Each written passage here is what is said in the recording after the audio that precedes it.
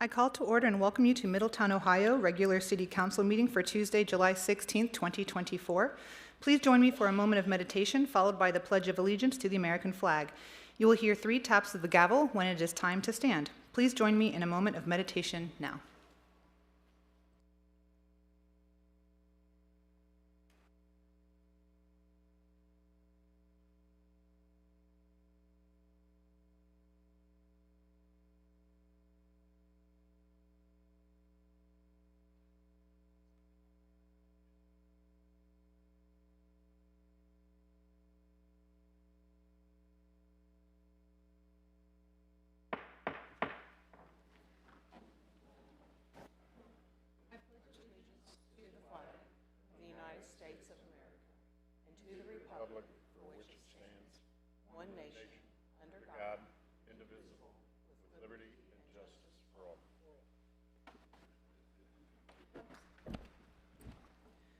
Clerk of Council, Mrs. Skank, please call the attendance roll. Mr. Farrell? Here. Mrs. Carter? Here. Mr. West? Mr. Horn? Here. Mayor Slamka? Here. May I have a motion to excuse Mr. West from the meeting? Motion. Is there a second? Second. It has been properly moved and seconded. Mrs. Skank, please count the roll. Mrs. Carter? Yes. Mr. Horn? Yes. Mayor Slamka? Yes. Mr. Farrell? Yes. All right, the motion passes. The next order of business is citizen comments. Please read bullet point number 4 of our citizen comments guidelines on the screen behind us as it pertains to your presentations. A respectful, professional presentation is expected. Personal attacks on staff, council members, or other individuals will not be tolerated. There will be no foul language. This is not the time for debate, questions and answer, or any back and forth conversation. This is a time for you, our residents, to be able to present to council on record, uninterrupted, and have the floor. We have received 5 comment cards this evening. I would like to call Kathy Stites to the podium. Please state your full name and Middletown residence or work address for the record. Please address the council as a whole. You will have 4 minutes of uninterrupted speech, and once the timer starts, we'll wait for that. All right, please proceed. Kathy Stites with the Ohio Challenge. I'm just here to let you guys know that it is this weekend and to remind you to come out and see everything we have going on. It starts Friday on the 19th, and it runs from 5 to 10:15, 10:30. This year we have a new drone show that's going to be in with our fireworks, which is kind of exciting for us. We also have Puff and Fluff. We have a kids area and different things going on with the vendors, food vendors and craft vendors. And Saturday, the same thing going on, balloon flights. This year we've opened back up to the competition, so we have balloon flights on Saturday morning and Sunday morning. The pilots get there around 6 a.m. and they will run in and out of the park doing the flights and their task. So it's kind of exciting this year to bring them all back. So that's all I have. Thank you so much. You're welcome.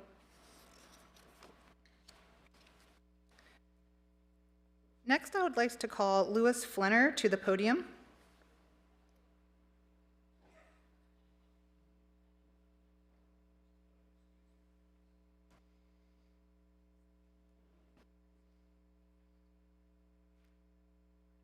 Please state your full name and Middletown residence or work address for the record.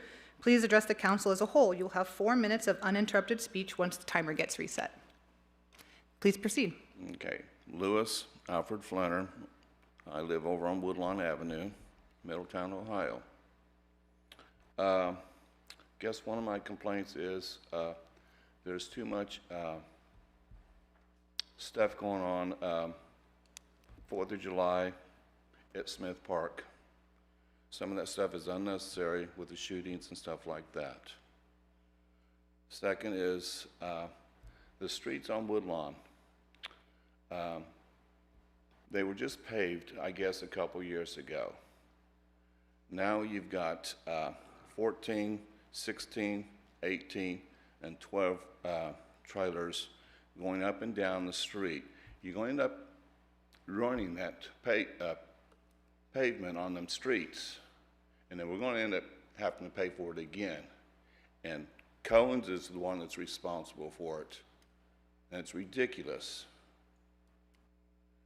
And then, I really hate to say this, I would really like to see, every 4 hours or something like that, have a police officer come down Woodlawn, because they're speeding up and down that street, and it's ridiculous because there's kids that live across the street from me.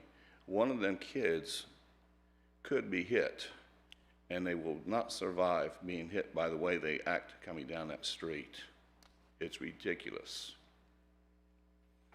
And I guess the last thing I have to say right now is, in the morning hours of, or night hours and early hours of Sunday, Central there, from Miss Jade's all the way down to the coffee shop, somebody destroyed the street with plants, pulled the, I guess, the flowers and everything else out, and then they threw the tables and the seats up and down the street. Now, I picked up the seats, but I think you guys need to, I don't know what the word is, you have four street people come in and clean all that up. It was destroyed. It was a mess. And you should accommodate them some way or another. Plus, the gentleman that lives down on Main Street comes down and cleans the street up 3 times a week. And you guys need to do something for that gentleman too. And I guess that's about all I have to say right now. I'll think of something later on. But thank you. Thank you very much. I would now like to call to the podium Tom Bricky.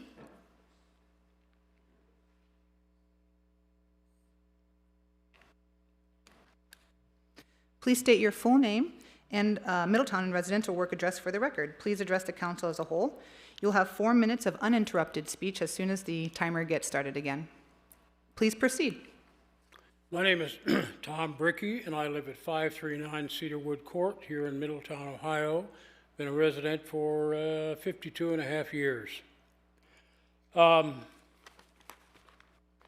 Sunday, July the 7th, I walked out to my driveway, picked up my paper, and I read, dispensaries now permitted in Middletown. And I have to tell you, I was livid. This is not something we need, and no good will come out of it. I don't know how familiar those of you that made the decision are with the effects of drug situations, but it's not pretty, and it's not something that we need and need to be known for in our city. Excuse me. I think, and I'm going to give you some reasons why. I believe at either the last meeting or the one before, a couple of speakers addressed the issue of availability. I'm going to touch upon that also and tell you the more available you make this crap, and that's all it is crap, the easier and the quicker it will be that it gets down to our young people. And that, folks, is a tragedy. A tragedy. I think it was also mentioned at that time that it's a gateway drug. I know that it is. I've had to deal with situations. If you don't believe me or believe previous speakers, ask someone in law enforcement. Ask someone in the medical profession, and they'll tell you that. It's a gateway drug. Sooner or later, the desire for something with a little bigger punch comes along, and then we're looking at things like cocaine, heroin, fentanyl-laced drugs, et cetera, et cetera, et cetera. We've got enough of that. We don't need any more. As you can tell, I have very strong feelings about this. I heard some talk earlier that, well, there will be a tax benefit. No, there won't. This is a sleazy business. Normally, it's conducted on a cash basis because the banks won't allow their credit cards to be used due to problems at the federal level. And anytime you're dealing on a cash basis, that cash has a way of sliding under the table and going different directions, and there's no paper trail, and we would end up with minimal, if any, benefit whatsoever. So there's no, I'm watching that clock, no value to that. Okay, so what do we need? We need to attract businesses to come into Middletown to replace the paper company jobs that we lost, and there were quite a few of them. You know, this is what adds to the tax base, not selling or dispensing marijuana. But they won't come if this stuff is available because they can't allow it, they can't have it in their workplaces. It's a health and safety issue. I know I'm running out of time. So who will come? Well, I predict people already involved in the drug use situation, because if it's easy to get here, they're going to come here to get it. It makes no sense. Excuse me. Many of them aren't employed, so where are they going to get the money to buy this stuff? Well, I think you're going to see a crime increase. Homes are going to be broken into, cars are going to be broken into, and I'm out of time. I'll shut up. Thank you, Mr. Bricky. You can tell I feel very, very strongly about this, and I'm going to end with this. Mr. Bricky, I'm so sorry. You can actually come and speak to me anytime, but we do have to ask you to sit down now. Thank you very much. I understand. All I'm going to do is ask you to reconsider this and nullify the vote that you took. Vote again. We don't need this in our city. Thank you, Mr. Bricky. Thank you. Thank you. I would like to call Jennifer Chen to the podium. Please state your full name and Middletown residence or work address for the record. Please address the council as a whole. You will have 4 minutes of uninterrupted speech. Once the timer has, please commence. Yeah, my name is Jennifer Chen. I live at 23 Santa Fe Road. Excuse me. I have comments and some information about the Lincoln site development concerns that I have. I was going to read some of it to you, but I just don't have the strength to do that today. I would just like to leave copies of these for you. I hope you will take just a few minutes between now and August 6th to read them. This is mostly for my husband. He's been a planner, city planner for 35 years, or maybe more. And given that you no longer have a planner for the city, I hope you will I hope you will read this and consider it, and I hope you also, I would encourage you to contact Todd Moore, the chairman of the Planning Commission, to get some insight and feedback also, not just what we have to say. Second thing I'd like to talk about, I would like to make you aware. I think you know that my husband and I have both made citizen complaints to HUD, Housing Urban Development, regarding handling of changes of spending of CDBG dollars. HUD did find some problems and required the city to make changes. They closed it last week, and on Friday, someone associated with the city council, I don't know who it was, contacted my husband's employer and complained and insinuated that he somehow used his position with the village of Hebron to complain about Middletown's use of federal money. I believe that this was intended to get him in trouble, or perhaps even fired. This is retaliation, I believe, for the fact that we dared, or that we had the audacity to speak out and to try to get the city to follow the law. I don't think it will succeed because he is simply so knowledgeable and experienced and professional and hardworking. They're not going to fire him. It will fail. But it's very distressing. And it won't silence us. It won't. It just makes us more determined. Okay, thank you. Thank you, Mrs. Chen. I would like to call to the podium Delia Adams. Please state your full name and address, Middletown address or work address for the record. Please address the council as a whole. You'll have 4 minutes of uninterrupted speech. Please proceed. Thank you, Mayor. My name is Delia Adams. I live at 320 South Main Street, and I wanted to address some of the concerns I had with the coming up code enforcement of our lawns, mostly. I live on my property is nothing but grass, and when I first got here, having lived in several different areas where water restrictions and drought was an issue, we were told to try to make better use of our lawns. So that's what I was planning to do. However, with reading through the code, and that's one thing I wanted to address with the council and perhaps with parks, is can that code be updated? Many municipalities around the country are encouraging and advocating for homeowners to change to less water usage and those types of vegetation that, looking at the way they look, could be considered weeds and definitely would grow higher than 6 inches. So I'm hoping we can look at that and allow for more modern techniques and perhaps get with the gardening center like Burns and others to help us make our yards much more, I want to say in the 21st century, but also less use of water and to include other types of vegetation and perhaps even landscaping that will improve.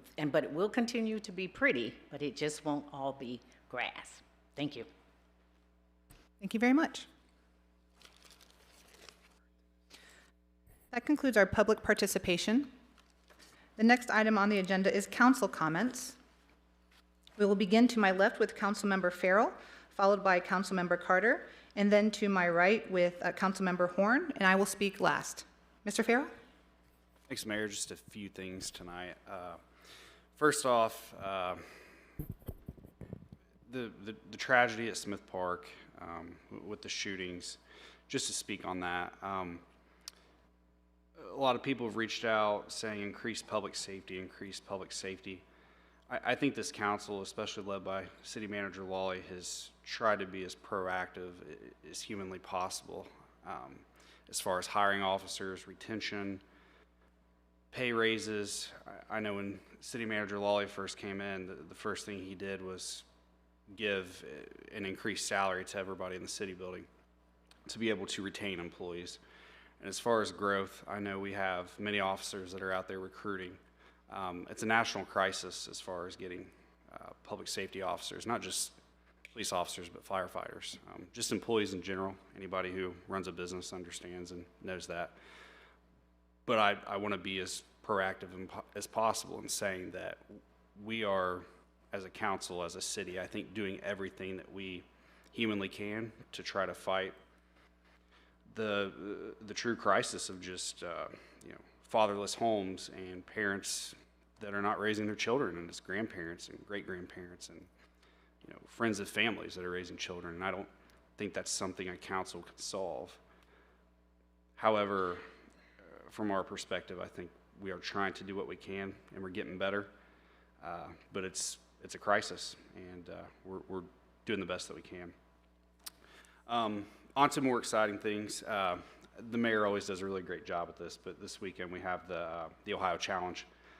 Really looking forward to that. Every year it's something I know that myself and my family always looks forward to, so hope to see people there. And then obviously the big news for Middletown in the last 24 hours is obviously the appointment of J.D. Vance. I won't go too much into that because if you've been on the news or Facebook or basically have a pulse, you probably know about that. But it's exciting. I said this 2 years ago when he ran for Senate and got a few nasty emails. But party aside, Republican, Democrat, it's exciting to see what somebody from this town can do. I grew up with a very similar story as J.D. Vance, so I can tell you every time I read something about the guy, it's inspiring. He gets some hate here for a book that he wrote. There's some things about the book that I don't agree with, but honestly, I agree with a large majority of it. It was my life growing up, so I relate to it. And I see and I get online and I'm like, I wonder how people are gonna, see the guy. And it's cool to read comments around the nation. It's not just people from Middletown anymore, but it's comments around the nation. And from my perspective, people love the guy right now. He has a story that he's told, and it's his story. And that's what the book was about, was his story. It wasn't really about Middletown, in my opinion. It was his story. So it's cool to see a guy that I think a lot of people in this room can relate to.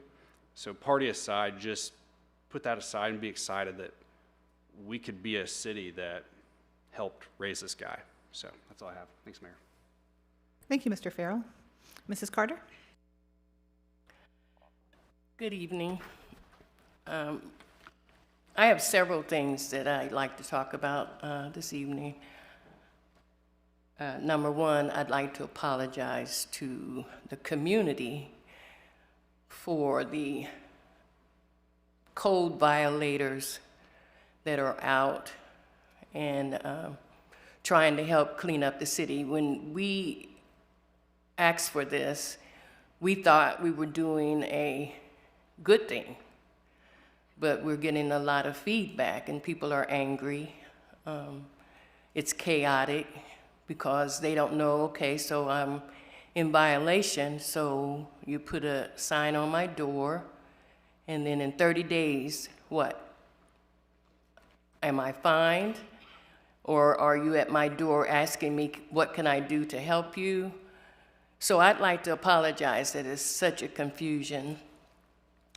I also like to voice my opinion regarding J.D. Vance. I knew J.D. Vance, I knew his mom, I worked with his mom.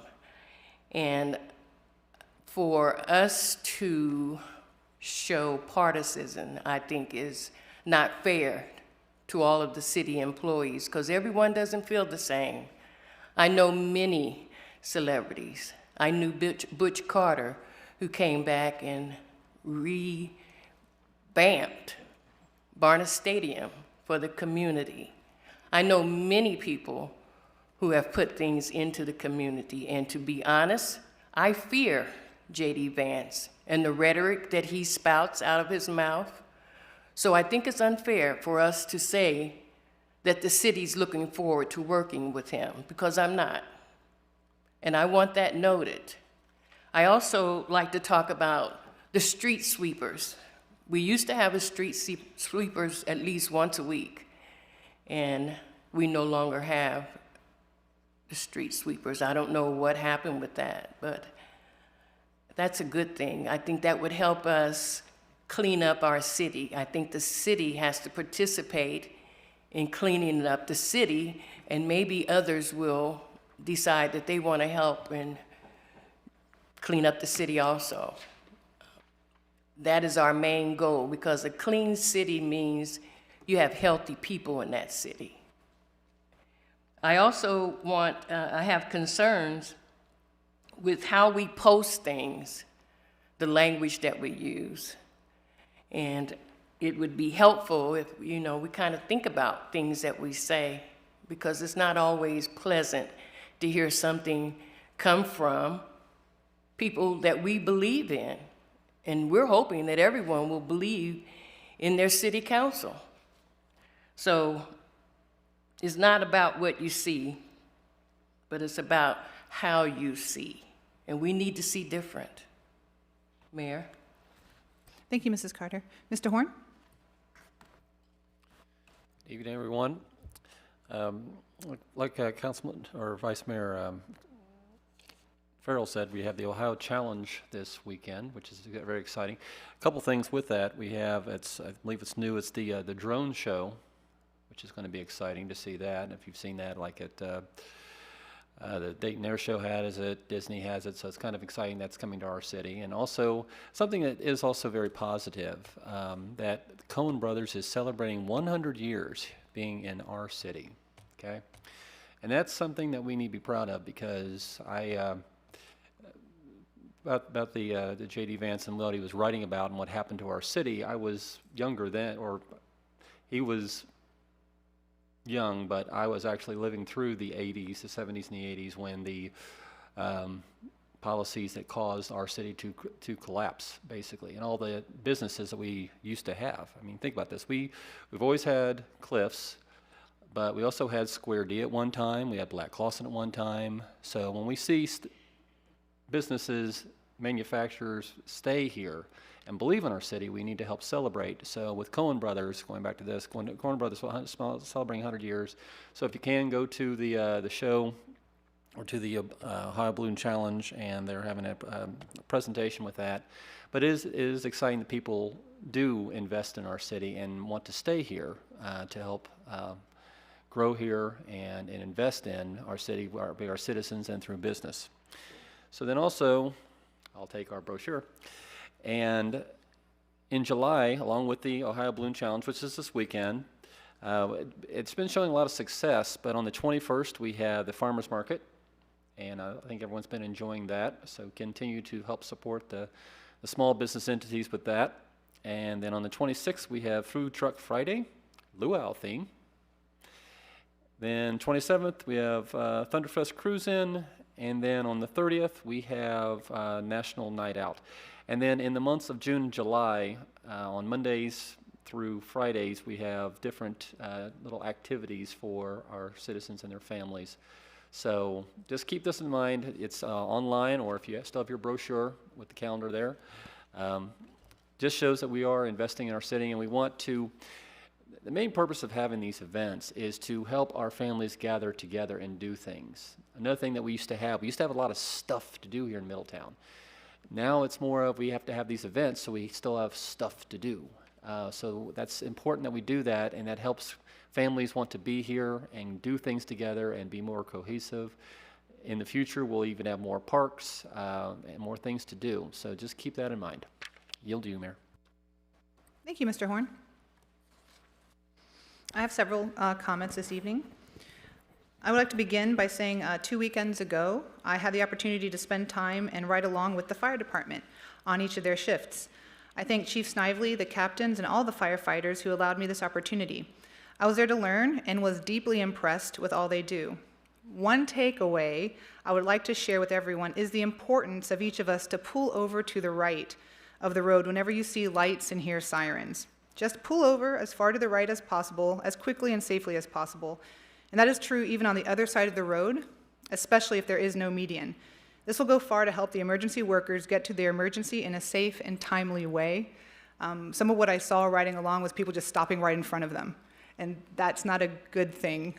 If you pull to the right, they will be able to keep driving forward. This past weekend, I had the opportunity to ride along with our police. Like with my fire department ride-alongs, I was able to ride with each shift. I want to thank Acting Chief Warwick, Deputy Chief Tipton, and all the officers who had allowed me to join them in their work. I was thoroughly impressed and learned so much. Not only were the officers extremely kind, but they were also extremely generous in helping me to learn about their work. I highly recommend anyone who has the opportunity to do ride-alongs with our police or fire divisions to take advantage of these invitations. It was an honor. On Thursday, July 11th, Middletown Connect, in partnership with Envision's Partnership and my university, held Butler County's first health summit at Miami University, Middletown. This will become the first of many meetings to encourage dialogue between agencies and decision makers. Among those in attendance were state representatives, Mars board representatives, including their president, health commissioners, a county commissioner, Middletown Councilmember Carter, and I. The summit contained a lot of data and began some great conversations, and I look forward to our future meetings. Today, July 16th, there was a ribbon cutting to celebrate the opening of Primo's Pearls, located in the lower level 2 of the Pendleton Art Center downtown. She is a fabric artist who makes scarves, clothing, throws, quilts, anything with fabric. For more information, please visit either her Facebook page at Primo's Pearls or her website at primospearls.com. And that's her last name, Primo spelled in the French way, Primeau, and pearls like in knitting, spelled P-U-R-L-S. The movie Sound of Hope, The Story of Possum Trot, made by Angel Studios, is still in theaters, and you still have the opportunity to see this important and inspiring film. The movie is based on the real-life story of a church in a small community of eastern Texas called Possum Trot, where 22 families adopted 77 of the hardest-to-place children in the system. Angel Studios' goal is to have as many people as possible see the film in order to advertise the message as much as possible and to send the loud message together that there should never be a child without a home. For more information, please visit the website angel.com/hope.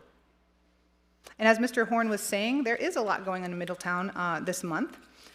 To speak to this Thursday, July 18th, Arts in the Park is having fun with a big water game at Douglas Park. Beginning at 10 a.m., all are welcome to come and have a great time. Arts in the Park continues next week with our last day for summer being July 25th for them. This coming Sunday, July 21st, is the Farmers Market from 2 a.m. to 2 p.m. located at 55 South Broad Street behind the bus terminal. And next Friday, as was said, July 26th is Food Truck Friday at Sunset Park from 5 p.m. to 8 p.m. For more information about any of these events, please email Jerry Lewis at JERIL as in Larry at cityofmiddletown.org. As we've been saying this weekend, July 19th and July 20th is the Ohio Challenge. It's a great event. There'll be airplane rides, skydiving jumps, balloon flights and walkthroughs, team fast tracks will have pyrotechnic jumps. There'll be an antique car show, fireworks and drone show, as was mentioned, and of course, the balloon glow. Gates open at 5 p.m. on Friday and 4 p.m. on Saturday. For more information, please visit their website at ohiochallenge.com. Also this Saturday, July 20th, is our first Walk with a Doc. That means doctor. This program was initiated in Columbus, Ohio in April of 2005 by a Dr. David Sabjir, who has since spread worldwide. These walking groups offer a safe, enjoyable, and free way to get some steps in, learn about health, and make new friends. This international program will take place every third Saturday of the month, beginning at 9 a.m. The location for our first Walk with the Doc is Rosa Park School, located at 1210 Verity Parkway. This is a big deal, and we are thrilled to have this now in Middletown. As was mentioned before, next Saturday, July 27th, is the Thunderfest Cruise-In Car Show. Gates open at 10 a.m., and the event takes place from 11 a.m. until 4 p.m. in downtown Middletown at Central Avenue and Broad Street. This is a free event with great cards, a food truck, and prizes galore, including a 50-50 raffle and the national anthem sung at noon. All vehicles are welcome: dragsters, classic vehicles, motorcycles, trucks, boats, rat rods, exotics. If it has a motor and you can ride it, bring it. Earplugs are highly recommended as there is a cackle fest every hour on the hour. For more information, please visit the website www.downtownmiddletown.org/Thunderfest. 2 weeks from today, as was mentioned, Tuesday, July 30th, is our beloved 23rd Annual National Night Out, beginning at 5 p.m. and ending at 9 p.m. in Smith Park, located at 500 Titus Avenue. This is a great way that our Middletown Division of Police and our residents, is a great day that our residents look forward to all year long. National Night Out is an annual community building campaign that promotes police community partnerships and neighborhood camaraderie. This is a free, family-friendly event. We hope to see you there. For more information, please visit our Middletown Division of Police Facebook page. Friday, August 2nd, for First Friday in downtown Middletown, DMI is hosting a progressive picnic where guests can move from business to business and progressively enjoy a full meal. Entrees will be only $2. For more information, please visit the website www.downtownmiddletown.org. All summer long is summer lunch at the library. Children from birth to age 18 can receive a lunch Monday through Friday, 12:30 p.m. to 1 p.m. at Midpoint Library, Middletown. The summer food service program is funded by the USDA and is provided through a partnership between Midpoint Library and Children's Hunger Alliance. For more information, please visit midpointlibrary.org, and that's midpoint with an E at the end. Development Services is still taking applications for Middletown's Home Improvement Repair Program. For more information and details for who is eligible, please visit or call Development Services on the 3rd floor of the City Building, or visit their website at cityofmiddletown.org, and then follow the links at Government, then Departments, then Development Services, then Neighborhood Improvement Projects. From there, you can scroll down to learn more and to find the application. The City of Middletown has openings on our Historic Commission and our Airport Commission, and we are asking for applications. If interested, please see the application and board requirements at the city website, cityofmiddletown.org. Just as a reminder as well, the City of Middletown accepts applications for our boards and commissions throughout the year. So if there is something that you have an interest in and you wish to give back to your city in this way, please do submit your application. Again, you can find out more at cityofmiddletown.org. Lastly, and as always, there are many ways to get involved with your community and give back. Join a board or committee, run for office, apply for a job with the city, volunteer at the hospital, pick up trash in your neighborhood or park, plant a garden in your yard, find joy and satisfaction for a job well done in whatever work you do, smile at a neighbor. Find something that you can do regularly and give back. We are all connected and we are all in this together. The care of our city is an adventure in which we all get to share. That is all for me tonight, and this concludes our council comments. The next item on the agenda is city manager reports. Mr. Lally, you have the floor. Thank you, Mayor Schlamka. We have a couple items tonight on the city manager's report. The first is a presentation from a group that represents Women Enriching Lives. And Elaine Garver from the Dolly Parton Imagination Library will be here to give a presentation. And staff is putting this forward because what we would like to do is for council to hear the good that this organization does and possibly use some of the ARPA dollars from the social service ARPA dollars that were allotted by council. And then I think that's something we can have a conversation going forward like we did with the Adopt a Class and make some type of a gift towards Women Enriching Lives. We did $10,000 for Adopt a Class, and that's something like after you hear what they do here. So if I could, I'd like to introduce Elaine Garver and her team to come up and give a presentation for the Dolly Parton Imagination Library.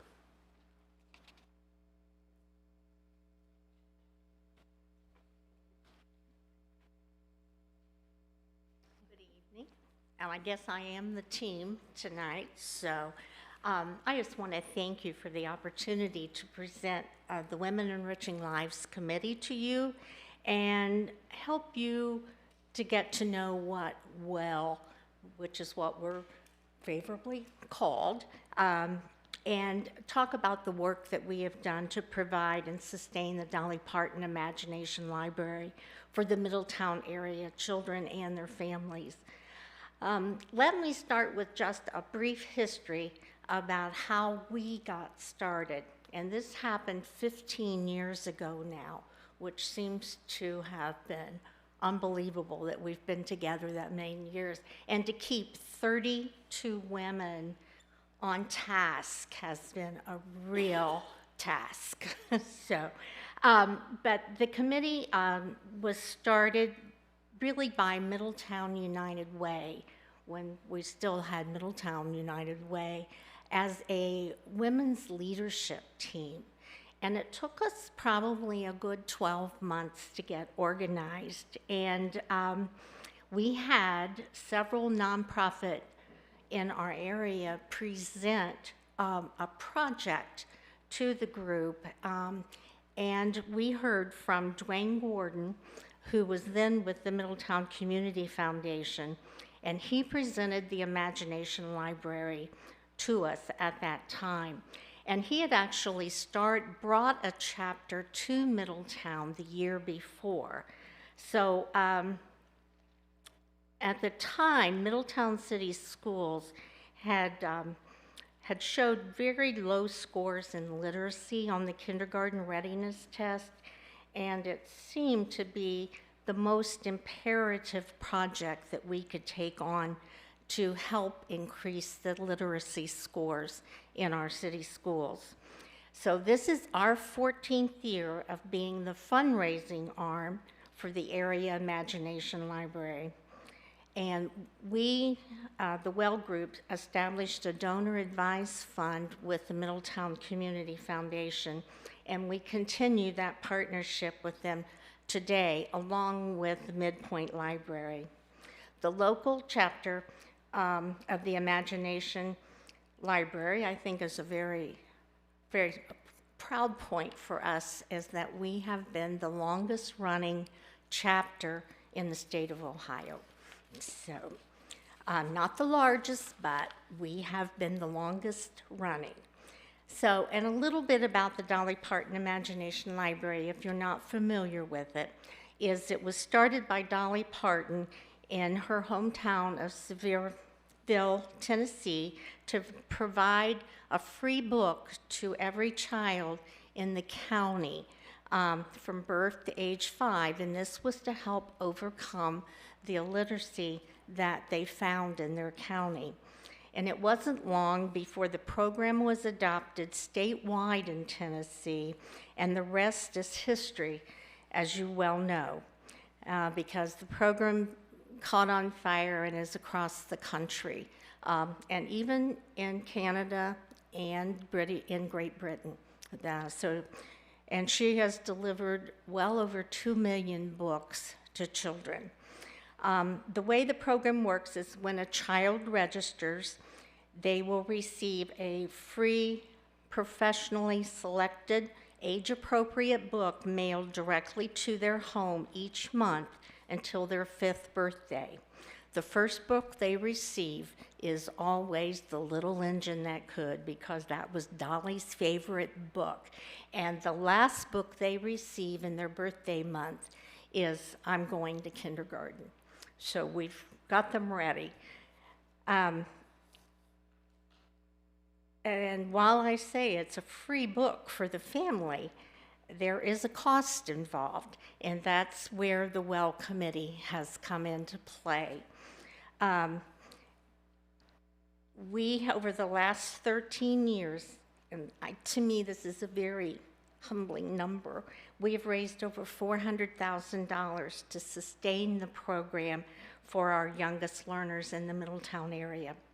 Currently, we have 3,028 preschool children enrolled in the program at a cost of $132 per child per year. And since the inception of the program in the Middletown area, we've had approximately 12,000 children who have gone through the program and aged out of it. And we are very proud also that the kindergarten readiness literacy scores have improved. And we would like to think we had a small part in that accomplishment. We all know that parent involvement has a great deal to do with a child's development, particularly in the area of language and vocabulary. And what better way is there to accomplish that development goal but through reading? Things are always changing, and this program is no different. In 2020, the First Lady of Ohio, Fran DeWine, announced the state of Ohio would become the 13th state chapter of the Imagination Library. All 88 counties are involved, and Dolly Parton herself was in Columbus to make the presentation.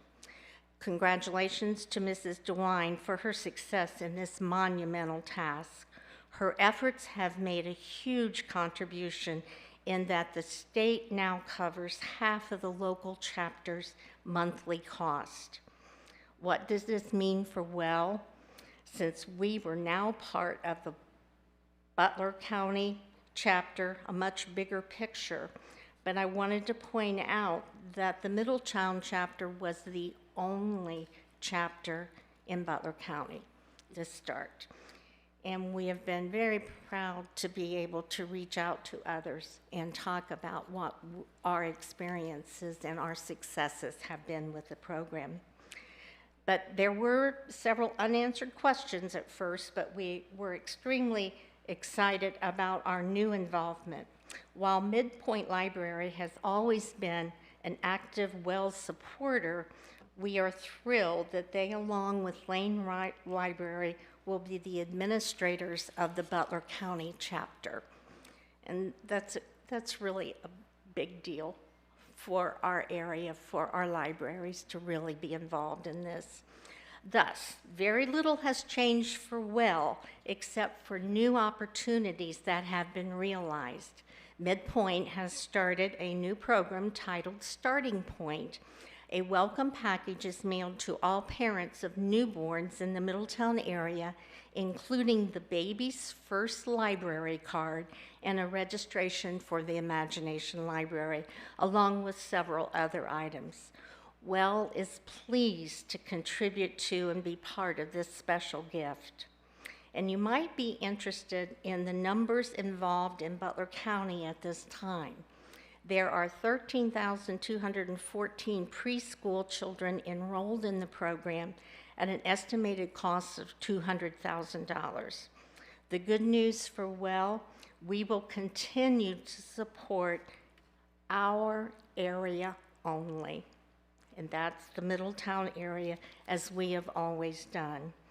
WELL has also been recognized for their work in Butler County and acknowledged for their continuing efforts by the state chapter and Mrs. DeWine. Thank you again for this opportunity to share the work of the Women Enriching Lives Committee and the difference Dolly Parton Imagination Library is making for area families and our youngest learners. Our next fundraising event is October 5th, our annual luncheon, where we will take you back to school for a fun day. As we plan for 2025, we will host our annual luncheon and are planning a grandparents conference. We were surprised to find the number of grandparents and great-grandparents in our area who are raising their pre- and school-age children. And we wanted to provide a special day of resources and activities for what I consider a very special group of people. Again, thank you for this opportunity for WELL to share their work and to strengthen our community. Thank you. Thank you, Ms. Garver.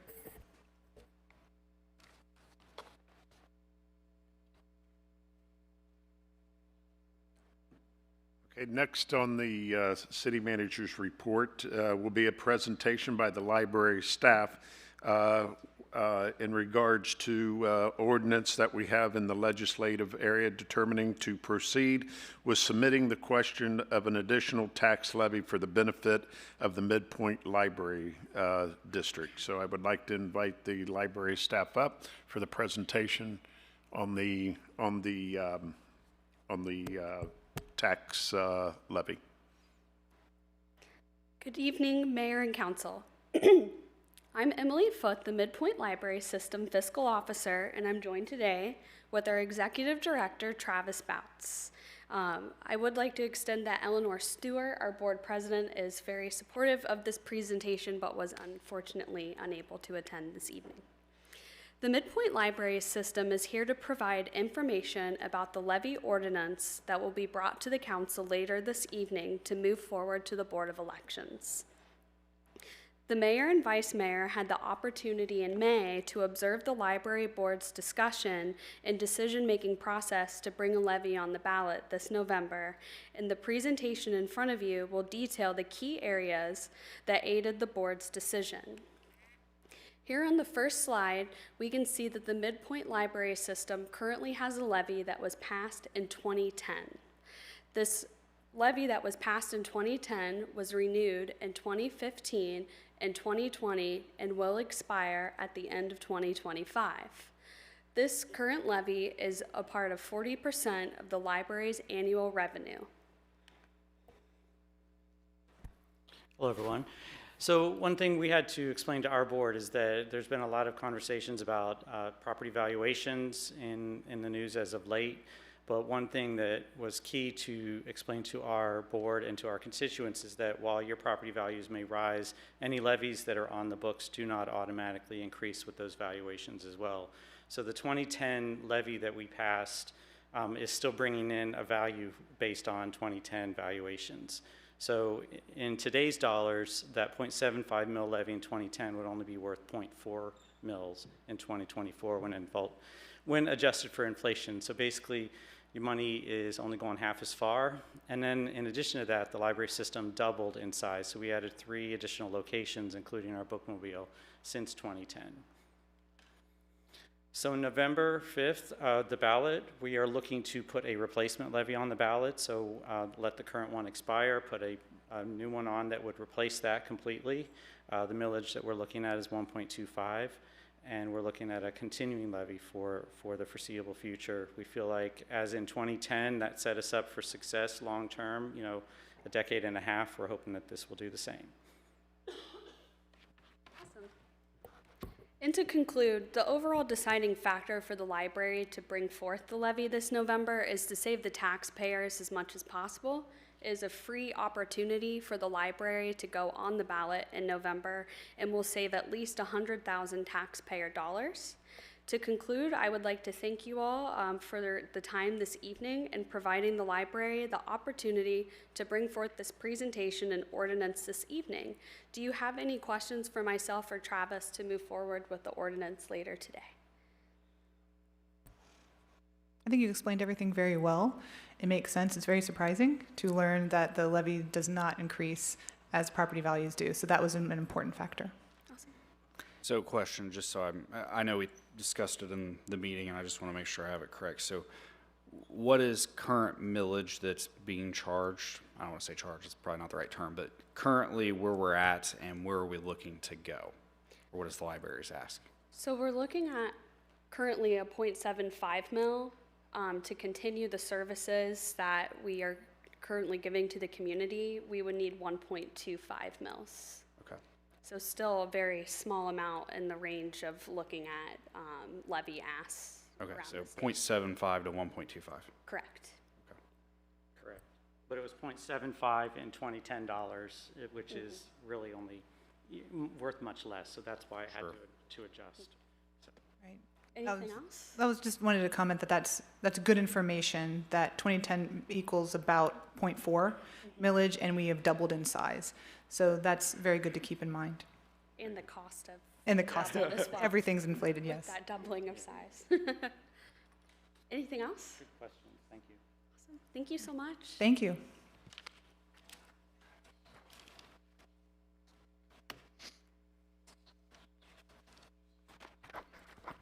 Mr. Lawley, anything else? That's all we have for city managers' reports. All right, well, thank you, Mr. Lawley. Next item on our agenda is our consent agenda. Mrs. Skank, will you please present the consent agenda? I have for your seat this evening for you to approve the City Council minutes of February the 6th, 2024, to receive and file the Board and Commission minutes of the Planning Commission for March the 13th, 2024, the Board of Zoning Appeals for May the 1st, 2024, the Park Board from May the 13th, 2024, the Board of Health from June 11th, 2024. To confirm the promotional appointment of William Carroll to a position of maintenance worker in the Department of Public Works and Utilities, Parks Maintenance Division. To confirm the conditional appointments of Bakary Jima, I'm sure I butchered that, I'm really sorry. Zachary Fisher, Brock Heidman, Ryan Myers, and Owen Taylor to position of firefighter EMT in the Department of Public Safety, Division of Fire. Evan Rainey to the position of maintenance worker in the Department of Public Works and Utilities Water Maintenance Division. Danny Rutherford to the position of maintenance worker in the Department of Public Works and Utilities Street Maintenance Division. And Jenna Evans to the position of senior account clerk in the Department of Finance Division of Tax. To confirm the appointment of Sarah Bontrager to the position of water treatment lab analyst in the Department of Public Works Division of Water Treatment. To confirm the reinstatement of Alexis Manning to the position of patrol officer in the Department of Public Safety Division of Police. And to confirm the title and wage range of Economic Development Director to Community and Economic Development Director for Alicia Moreland, current range 170, step F, moving to range 168, step D. Thank you. Is there a motion to approve the consent agenda? Motion. Is there a second? Second. It has been properly moved and seconded to accept the consent agenda. We will proceed to vote. Ms. Skank, please call the roll. Mr. Horn? Yes. Mayor Slamka? Yes? Mrs. Carter? Yes. Mr. Farrell? Yes. The yeses have it, and the motion passes. The consent agenda is approved. Our next item on the agenda is the motion agenda. We have 3 items on the motion agenda this evening. Mrs. Skank, please present item A on the motion agenda.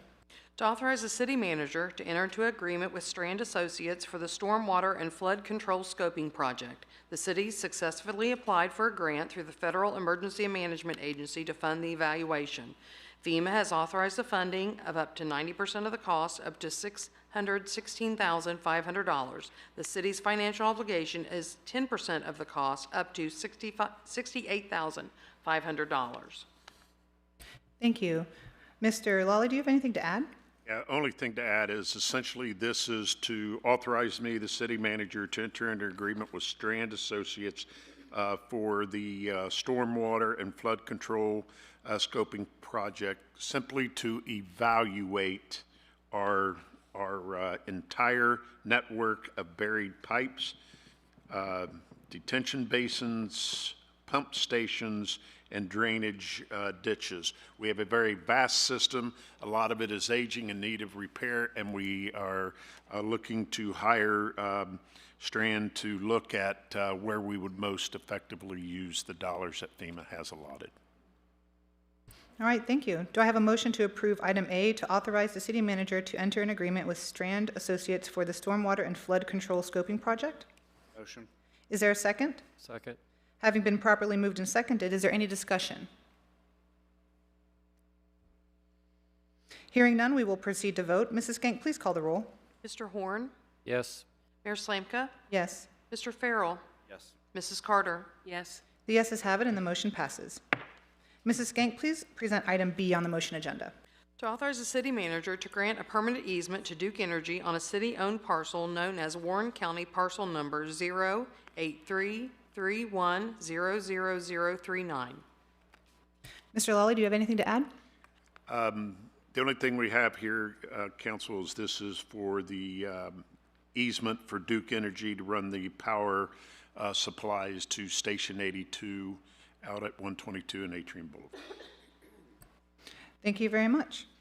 Do I have a motion to approve item B to authorize the city manager to grant a permanent easement to Duke Energy on the city-owned parcel known as Warren County Parcel Number 08331000039? Motion. Is there a second? Second. Having been properly moved and seconded, is there any discussion? Hearing none, we will proceed to vote. Mrs. Skank, please call the roll. Mayor Slanka? Yes. Mr. Farrell? Yes. Mrs. Carter? Yes. Mr. Horn? Yes. The yeses have it, and the motion passes. Mrs. Skank, please present item C on the motion agenda. To authorize the city manager to grant a permanent easement to Duke Energy on a city-owned parcel known as Butler County Parcel Q6542037000142. Thank you. Mr. Lawley, do you have anything to add? This is to do the same work with Duke Energy at the fire headquarters on Yankee and Cherry. Thank you. Do I have a motion to approve item C to authorize the city manager to grant a permanent easement to Duke Energy on city-owned property parcel number Q6542037000142? Motion. May I have a second? Second. Having been properly moved and seconded, is there any discussion? Hearing none, we will proceed to vote. Mrs. Skank, please call the roll. Mr. Farrell? Yes. Mrs. Carter? Yes. Mr. Horn?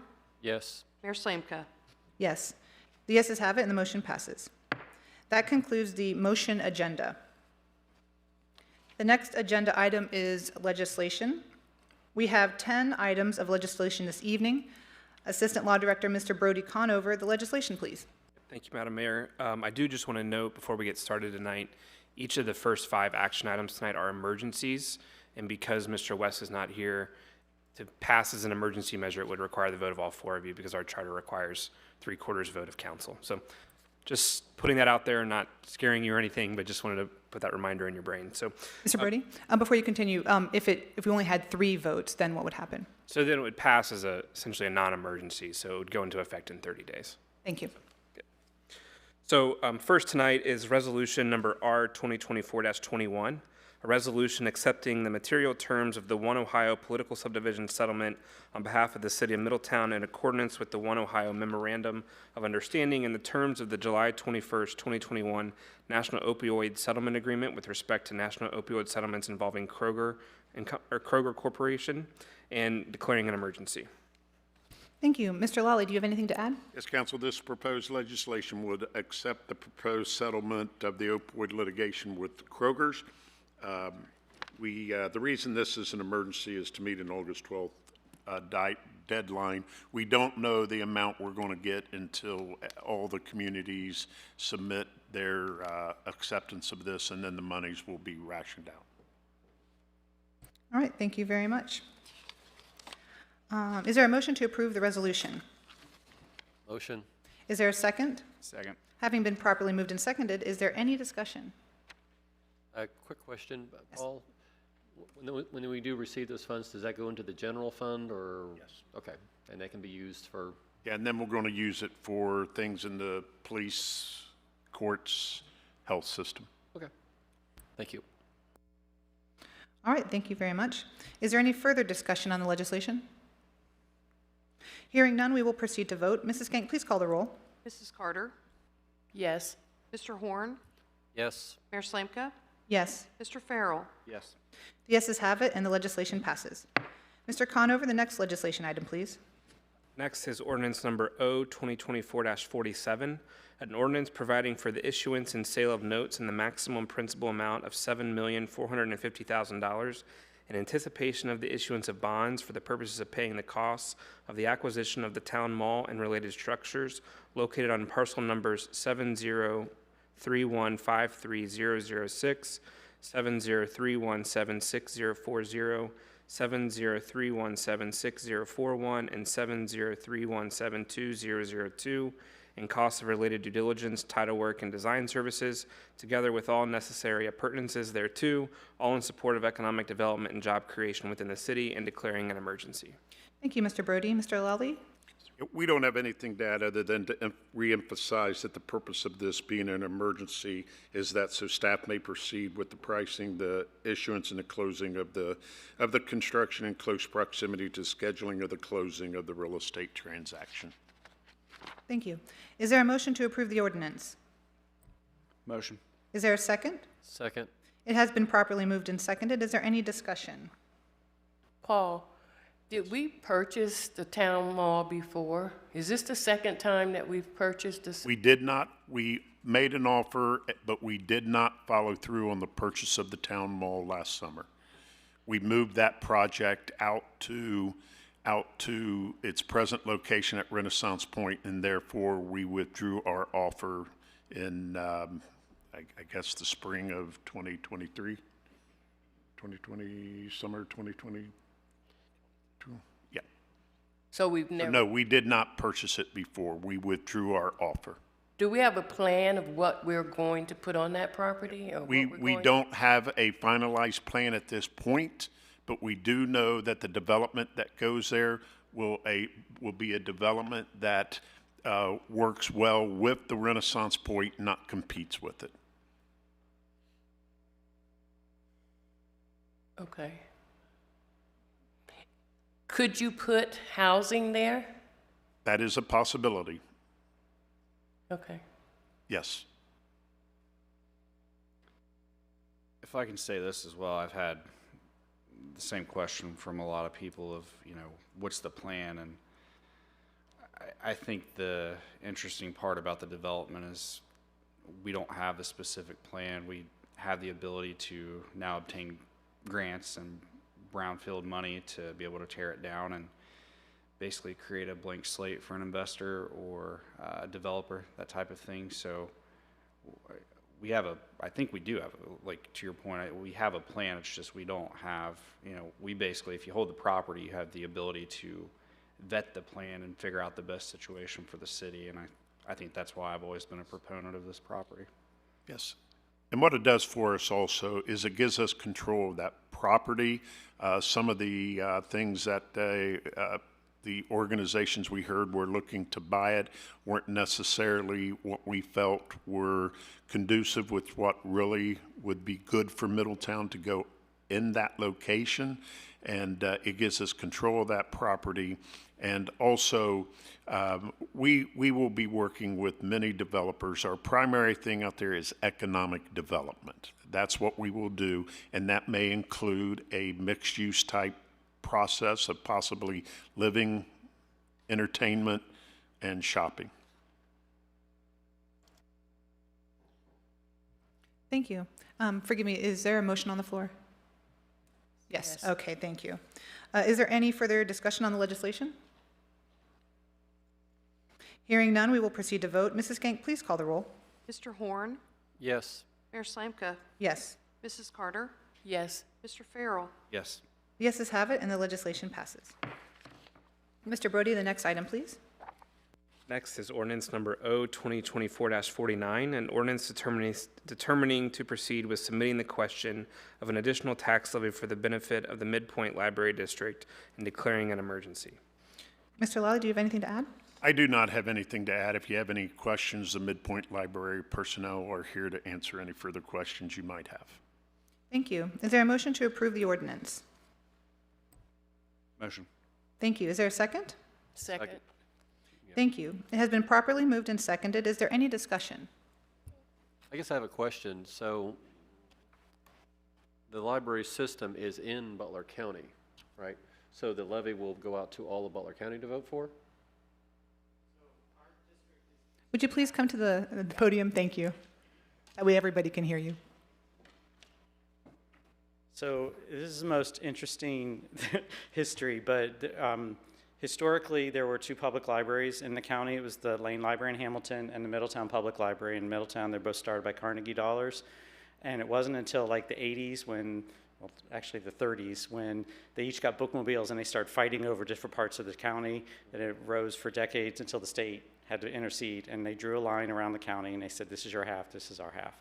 So long story short, we have the eastern half of the county, so we go from Westchester on up to Middletown, over to Wayne and Madison Township, and we have a little bit in Warren County, but our boundaries end with the school district boundary of 1982. They don't continue into whatever you've annexed out by the hospital. So Atrium is not in our district, even though it's in the city limits. So very, very bizarre, but the auditors know every parcel that gets to vote on it, so they only get one district to vote in. So, you know, you're either in Lane or you're in Midpoint in Butler County, yeah.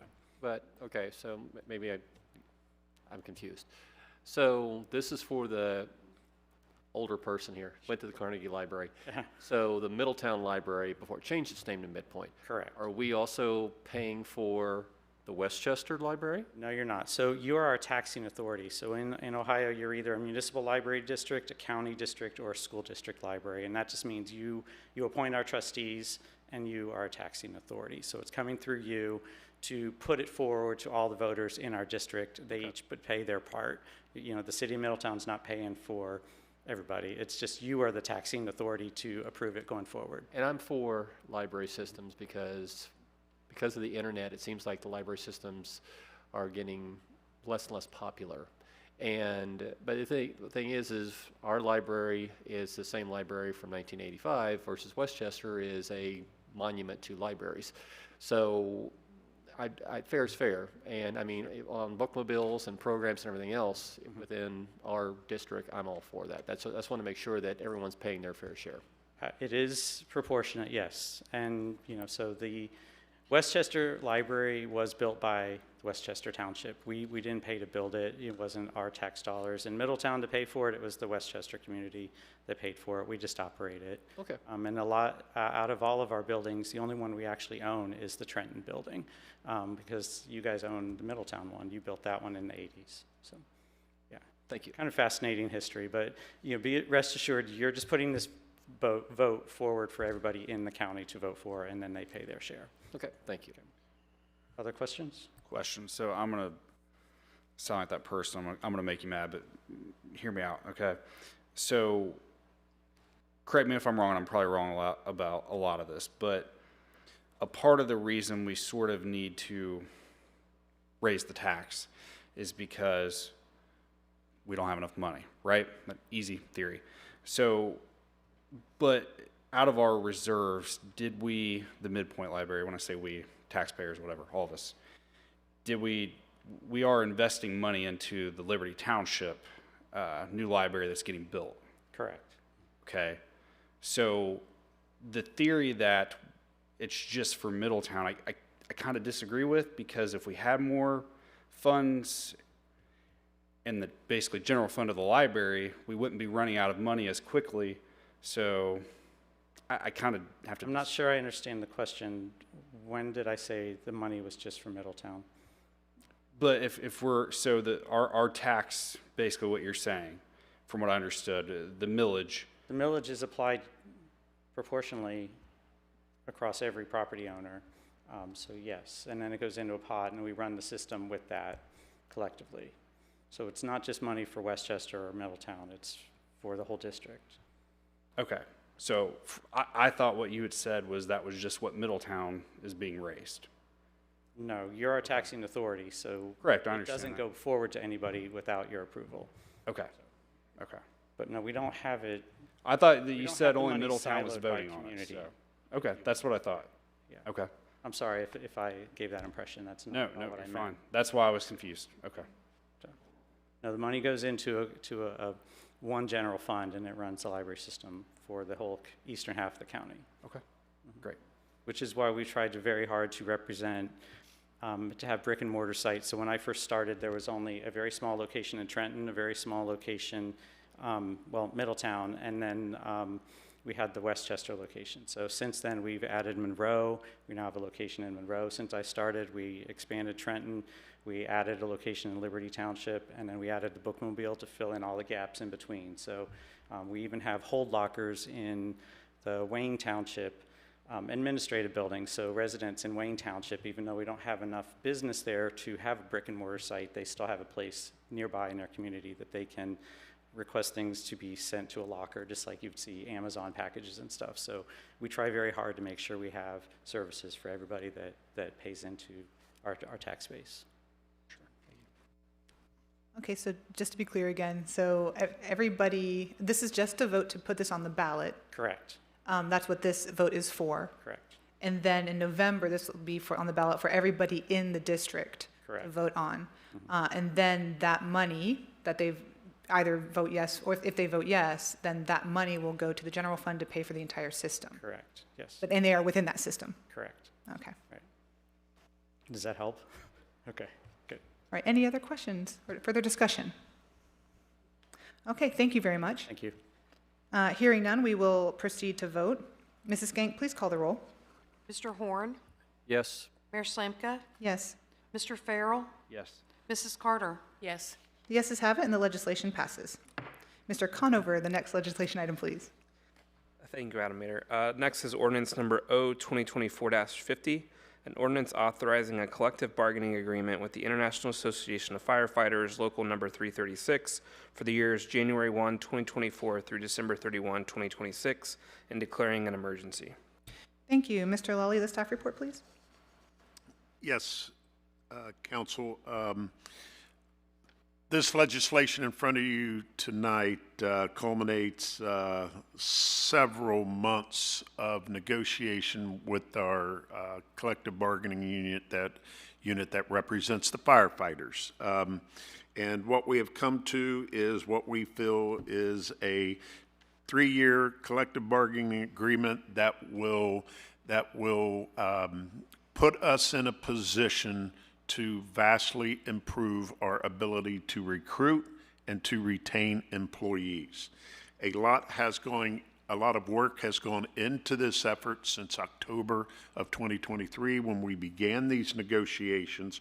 And one thing we knew that was going to be challenging was how far behind our firefighters were in wages and salaries. And we set out to do what we could to correct that. There are a lot of things that come into course over the negotiation period.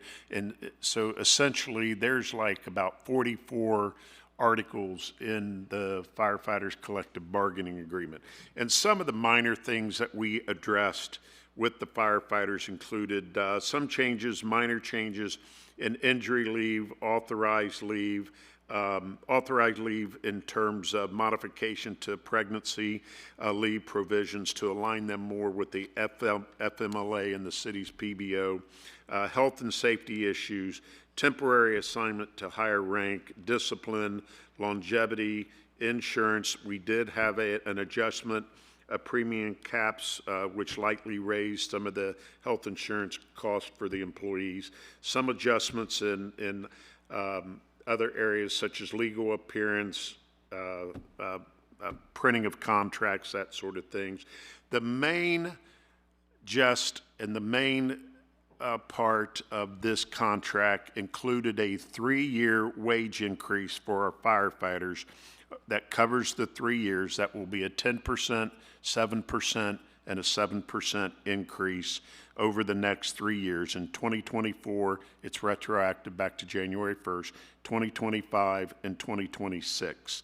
What we found is our firefighters were in many cases with some of our competing jurisdictions in this area were $3,000, $5,000, $7,000, $9,000, even $12,000 behind. We were losing a lot of our firefighters to a lot of these communities around, and the same holds true in our police ranks.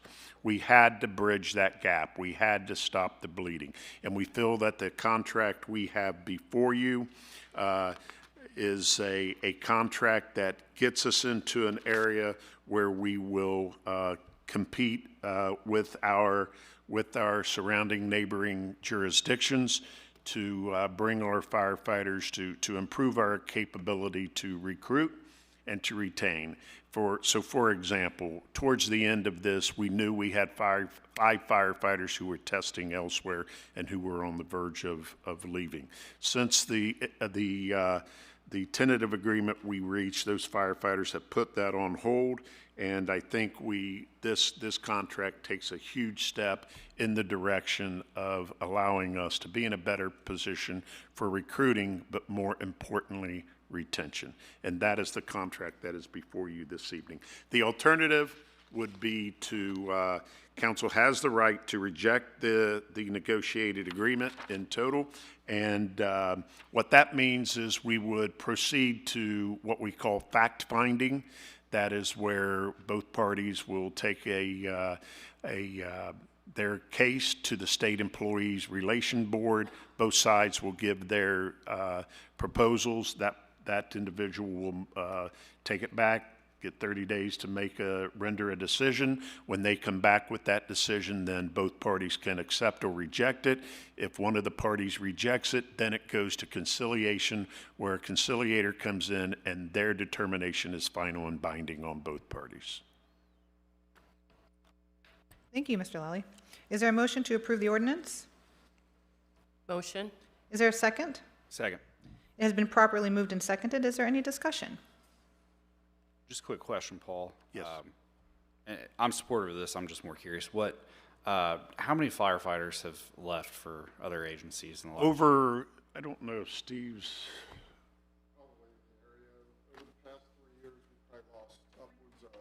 Would you mind coming to the microphone so we can hear? Thank you. I'm going to guess and say 12, but let's see what Assistant Chief Ludwig says. Sorry about that, Steve.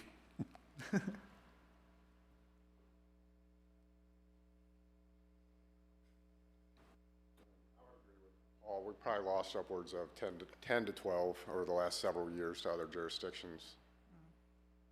Do we have, well, thank you. Yes, that's good. Any other questions for Assistant Chief?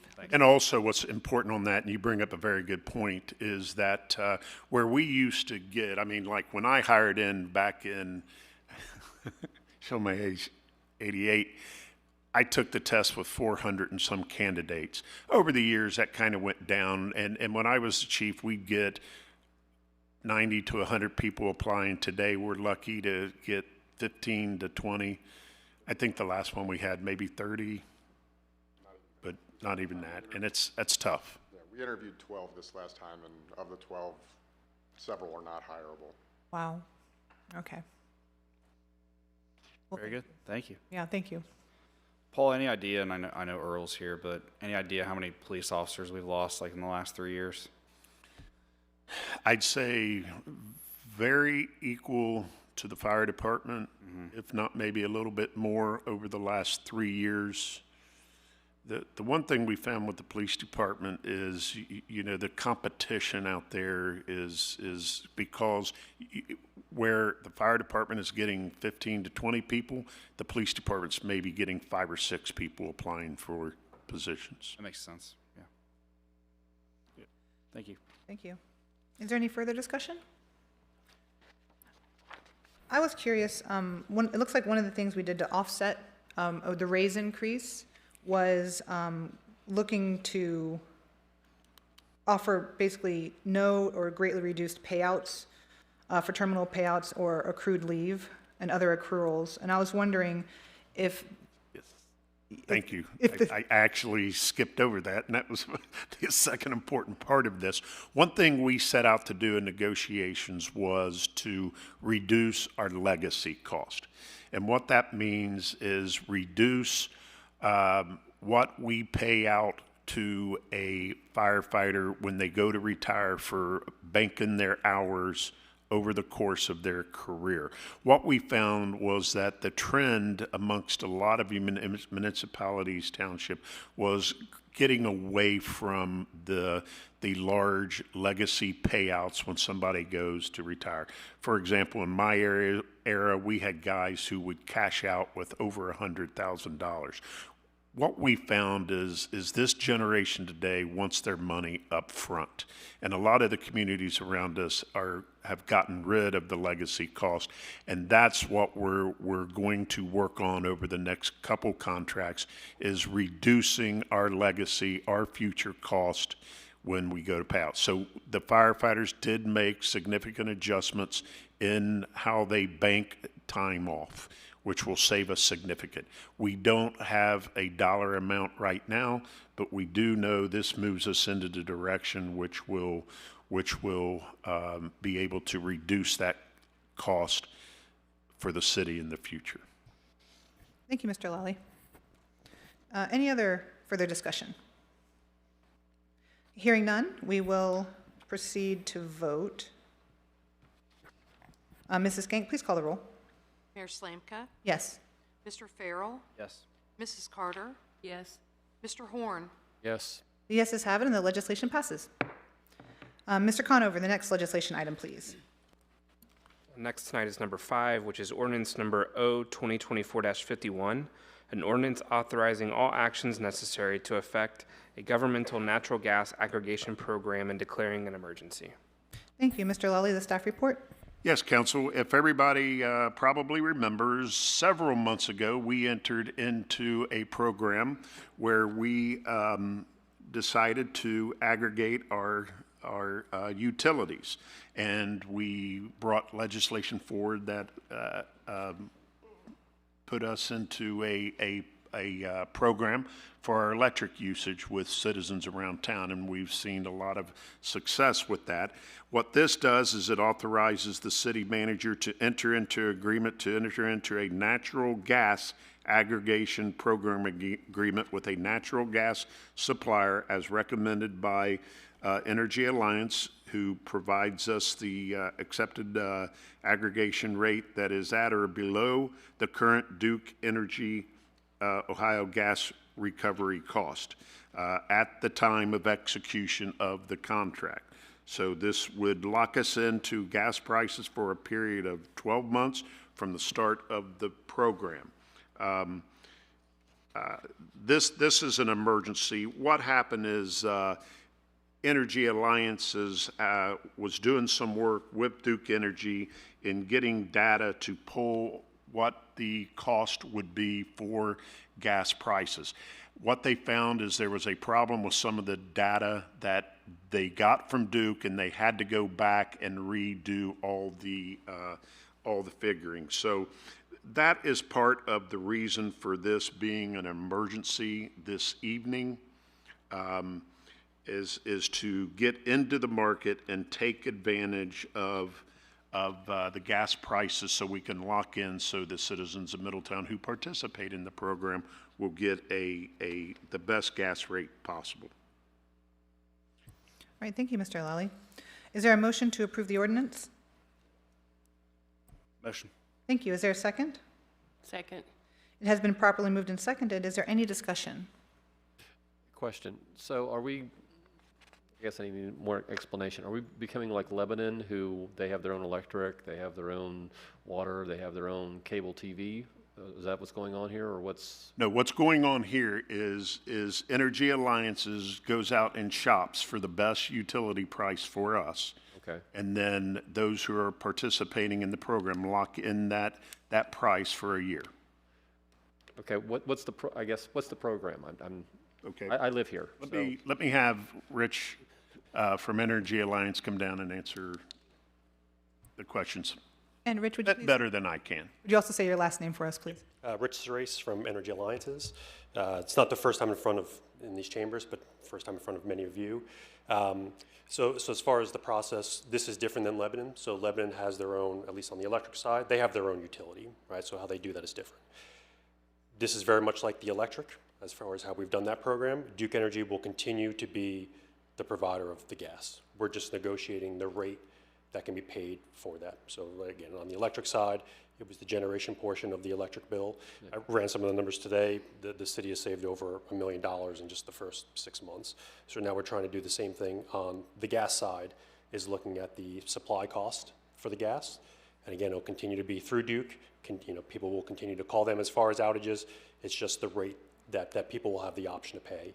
Okay, for the gas so it's like on your bill, when you don't use Duke Energy and you use you or Zoom or someone else that negotiates, it's still Duke that delivers, maintains, collects the bill, turns it off if you don't pay the bill, but you're just going out and, all right, then if that's the case, then how is this going to be communicated to our citizens? Is it going to be going through Clayton and how we... So it'll work very similar to the electric, right? So once the supplier is selected, the supplier will send letters out to the eligible accounts inside of the city limits who have the ability to opt out of the program. So anybody who's currently with a third party, again, a Zoom or any of the other companies you mentioned, they would not receive a letter because they've already exercised their choice to be with a third party supplier.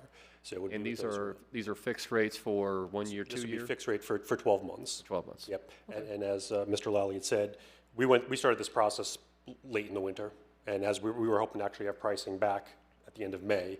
As we were going through the process, as suppliers were in the process of bidding it, we realized that the data we got from Duke was bad.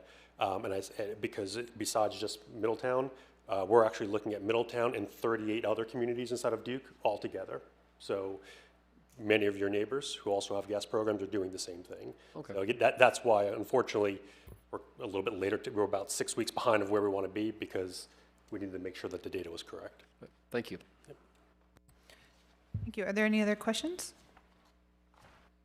I have a question. So how does Energy Alliances get paid? Is there a fee for each home that chooses to opt in? So it's a rate that's built into the price, and we're paid by the supplier. So we're not paid by the city. It actually goes through whoever the winning supplier would be.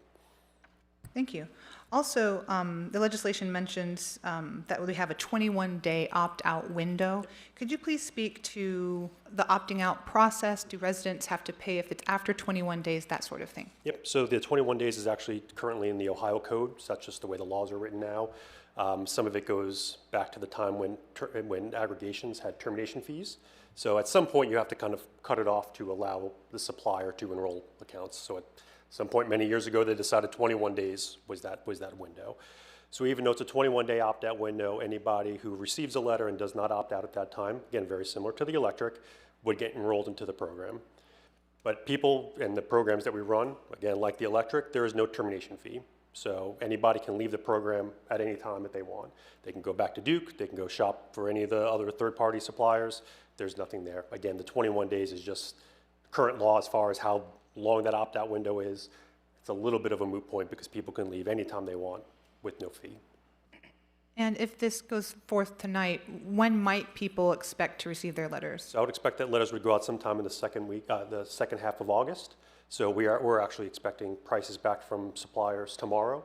So we'll know a lot more information tomorrow on who the likely supplier is going to be, roughly what prices are going to be. So again, that's kind of how the legislation tonight is given the flexibility that it's no different than trying to buy gas for your car. The prices change every day. And if we're trying to time that out, based on your next meeting, which will be, several weeks from now, who knows what's going to happen. So, and like you did the last time, you kind of set a ceiling on approving a price at or below. In this case, we're using Duke's rate as the kind of ceiling on what you would give the authority for the city manager to move forward on the contract. I think it's fair also to point out that the residents did vote for this. So this is basically just allowing this to occur. Any other questions for Mr. Thrace? Thank you, sir. Thank you. And council, is there any further discussion at all on the topic? Okay, hearing none, we will proceed to vote. Mrs. Skank, please call the roll. Mr. Farrell? Yes. Mrs. Carter? Yes. Mr. Horn? Yes. Mayor Slanka. Yes, the yeses have it and the legislation passes. At this time, Mr. Conover, would it be okay to call a recess for about 10 minutes? Okay, I'd like to call recess for about 10 minutes. We'll return to council chambers. Thank you.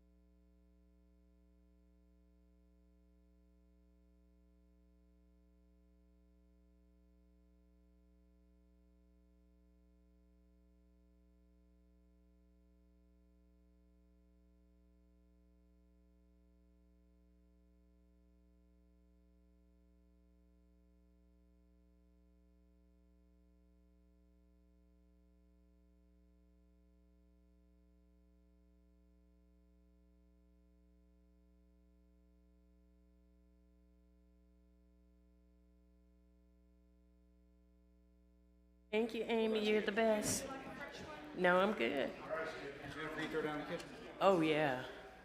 That's why I didn't go to Miss J's, because I can cook. And when you can cook, that food does not taste. We will now begin the meeting and come back to open session. Mr. Conover, the next legislation item, please. Thank you. Next is item 6 tonight, resolution number R 2024-22, a resolution authorizing a transfer subject to reimbursement from the general fund to the airport improvement fund and declaring an emergency. No action is requested until August 6, 2024. Thank you. Mr. Lawley, the staff report. Yes, our acting airport guru, Nathan Cahill, will cover the next two airport legislative items. Thank you, Mr. Lally. The next two agenda items on your docket tonight are related. This is the first. This is what's moving the money around to facilitate the project. The second item to follow would be the authorization to award the bid and enter into a contract for the construction. The project we're talking about is the realignment of taxi lane B1, which is at the far northern end of the airport near the Warbirds Museum in that section, also where Butler Tech is conceptually looking to build their new facility. That taxi lane, as it approaches the main taxiway, is actually not at a 90-degree perpendicular angle. It's at an odd angle, which creates some safety issues, some maneuverability issues from time to time for our aircraft, and was something that was identified with the blessing of the FAA as a long-term capital improvement. The process for these types of capital improvements at our airport is actually some good news when it comes to grant dollars and everything else, as the FAA will typically pay 90% of the construction costs. The Ohio Department of Transportation then piggybacks on their award for 5%, leaving the city our local match at 5%, plus any change orders that occur in the field. The feds in the state, they cap their exposure day one, but still a great deal for our airport.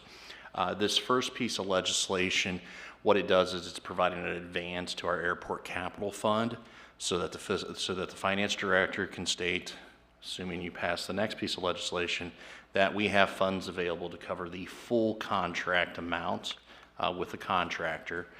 As the project progresses, then we will submit for reimbursements from both the FAA and ODOT. And as those dollars come in, they will then be subsequently then transferred back to the general fund. So this appropriation action is basically, hey, 95% of the expected cost of this project, we're going to advance from the general fund, get reimbursed, and send it back to the general fund. And then an appropriation of up to the remaining 5% already budgeted this year out of the airport capital fund.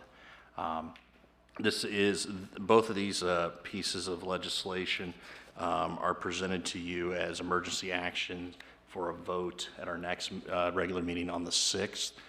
That's predicated upon the need to have a bid award verification to show the FAA. The FAA will not finalize and execute the grant agreement with the city until we have demonstrated that we have open bids and followed their procurement process, and we have awarded to a end user, or not end user, but an end contractor subject to their grant funding.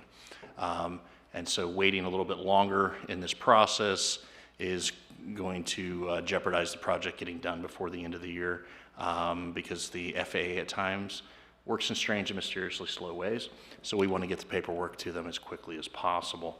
Council may remember, or some of you obviously were on council at the time, Mr. Farrell may remember, we actually had this situation where we actually awarded a project in May of one year and never got our grant paperwork until close to October, and had to winter a project and do it the next year. So we're trying to avoid that as much as possible. Thank you. As this is a second reading emergency, there is no action required on this legislation item tonight. However, is there any discussion at this time? And we spoke about the grant and the need for the bid award for the verification.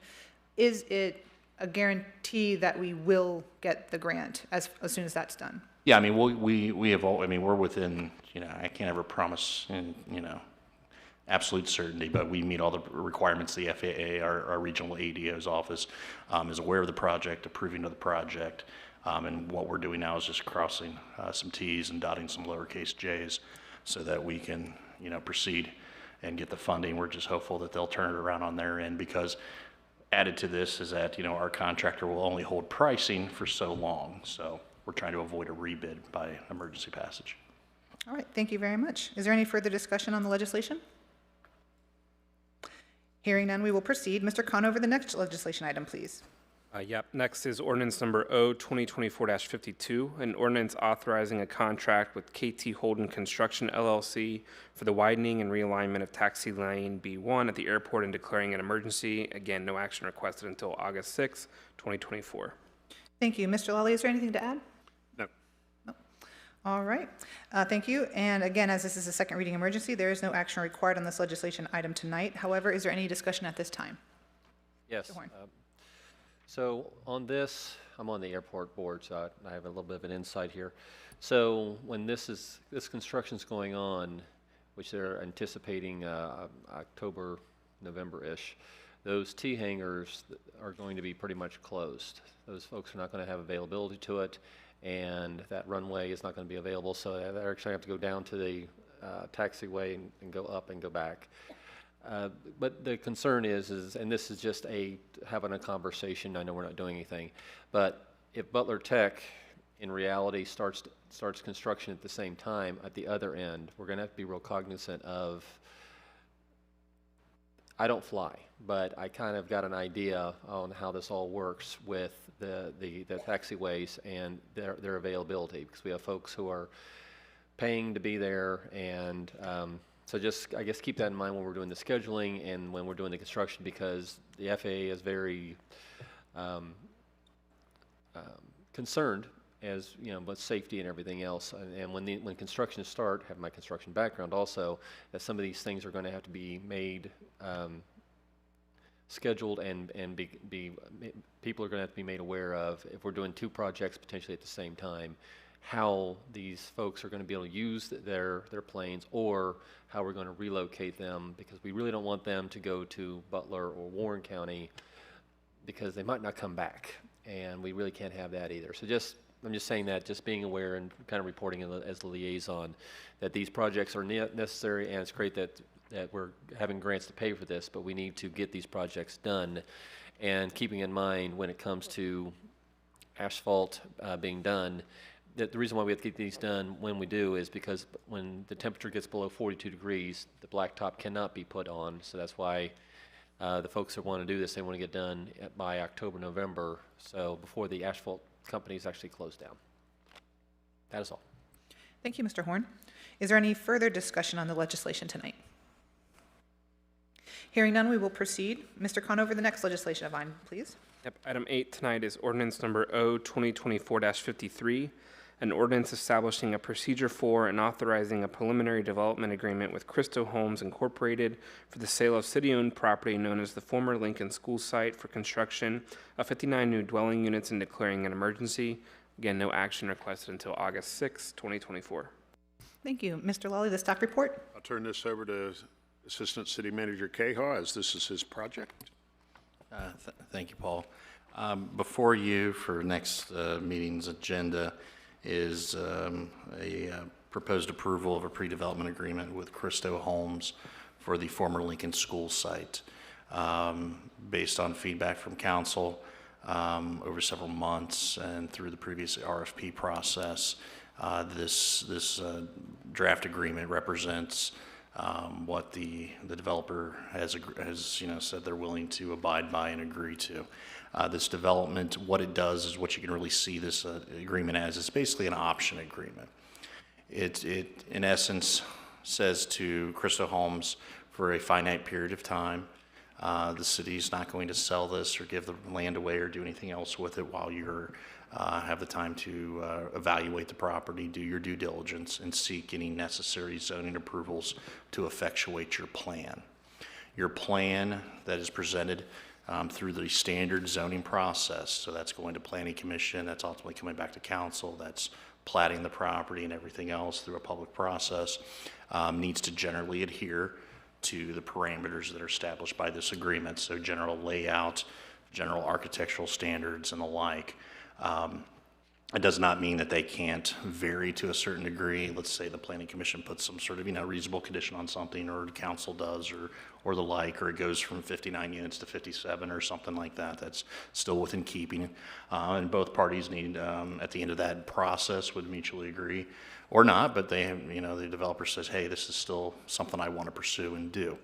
And then the agreement then would turn the land over to the developer with some conditions and reversion rights, and that, much like we did with the old Roosevelt School site, there's an expectation of commencing the project and also completing the project within certain timelines. And if there's failure to do so, the city has some cure rights that can be exercised, and or the developer can also pay damages or other things to the city for, let's say, there's the expectation that you have put in all infrastructure by date X and you haven't done that. There's recourse for the city, so that the city's not in a situation, and with the best of intentions, but a project stalls or goes under, that the city can at least take the land back and restart and consider other options. So what this is the start of a longer journey with this development firm to potentially build new single-family attached or attached residential owner-occupied here in this area of town. Thank you very much. As this is a second reading, there is no action required on this legislative item tonight. However, is there any discussion at this time? Yes, I wanted to know, this lot is on Central Avenue? Yes, ma'am. Just a little bit east of Baltimore. Or actually, what's the other side street? I'm sorry, it's Schaefer, you're correct. I'm sorry, I got my streets upside down. So I see. Way off, it's way down there. There's some construction going on with the house. That's Roosevelt Ridge. Yes, ma'am. Up the way a little bit. Okay. Okay. Yeah, where Lincoln School used to be. Right. Yep. Nathan, I have a couple questions. I know this is preliminary. Yes, sir. I know what preliminary means too. So, but are they anticipating us doing the civils, is there a TIF that they're expecting, or what's their expectation from us on preliminary? So what this does is that you've established an agreement on a concept plan. So that would be what drives zoning. The developer is on the hook for developing their plans, paying for their civil engineering, everything here.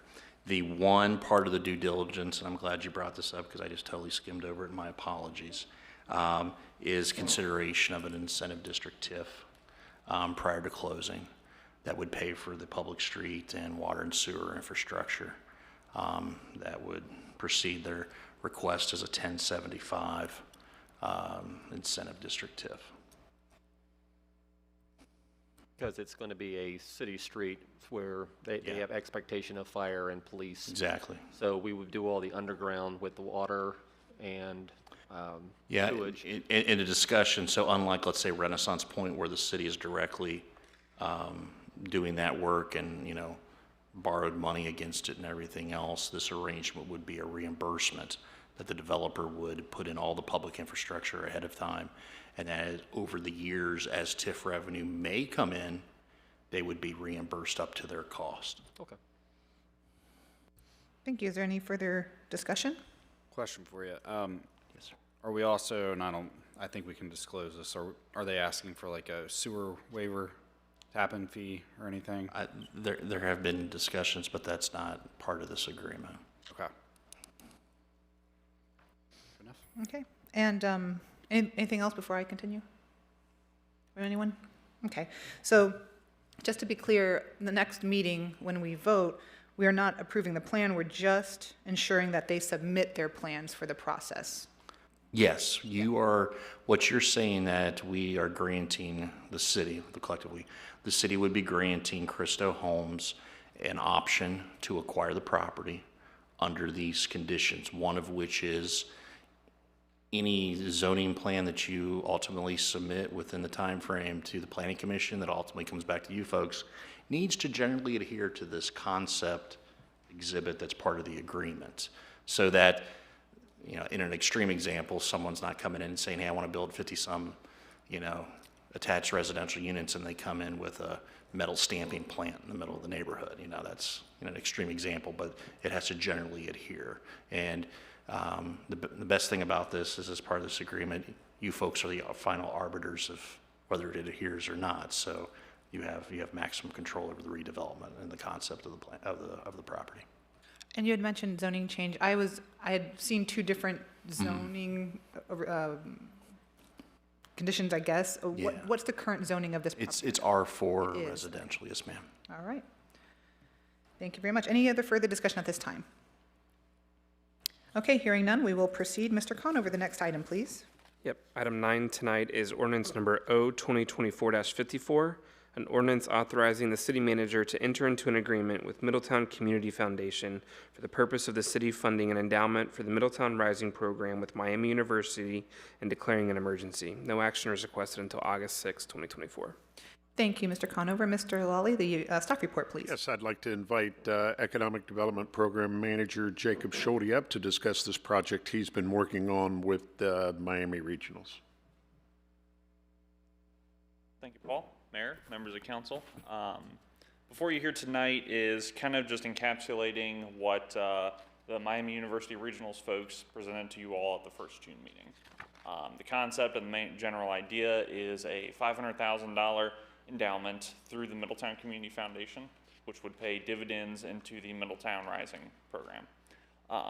City of Middletown, it took us about a month or so working through the contract and stuff with Middletown Community Foundation, but again, that is a $500,000 endowment that we're paying to them to help administer the program for the regional campus there. So, not to get into too much more of the specifics, again, they had the presentation there in the first meeting in June. I was working a little bit more on the back end as to how that money would come from us to the Community Foundation, so any questions you have specific to that, let me know. I know the regionals folks are here too for anything specific to the program you may have questions about. But other than that, yeah, if you have any questions, please let me know. Oh, thank you. Couple questions. So this, if the city were to give the money, would be administered and spent out through the Middletown Community Foundation, correct? Correct. Okay, so is the Community Foundation giving any sort of, are they giving money towards this, or they're just? Yes, so from previous city negotiations between the Community Foundation, the regionals campus, and us, some of that breakdown, if you will, Community Foundation actually identified several different scholarship opportunities and academic funds that they would be able to put towards kind of each year, if that makes sense. For example, the original kind of concept was our $500,000 endowment would pay a 4% distribution rate, interest rate, if you will, towards this program. The Community Foundation was able to identify a couple additional funding mechanisms and those different scholarships. So over a 5-year period at 4%, we would be contributing $100,000 to the program. Middletown Community Foundation has identified the funds over a 5-year period. They would be able to contribute $570,000 to the program. So they've isolated and earmarked different academic funds and scholarships to go specific to this program for Middletown residents to help, I guess, contribute, if you will. Okay, so the city's ask, or the ask from the city, though, even if we partner with the Community Foundation, is still the $500,000, correct? Correct. Okay. So, and then we have Paul. Let me pull this up here.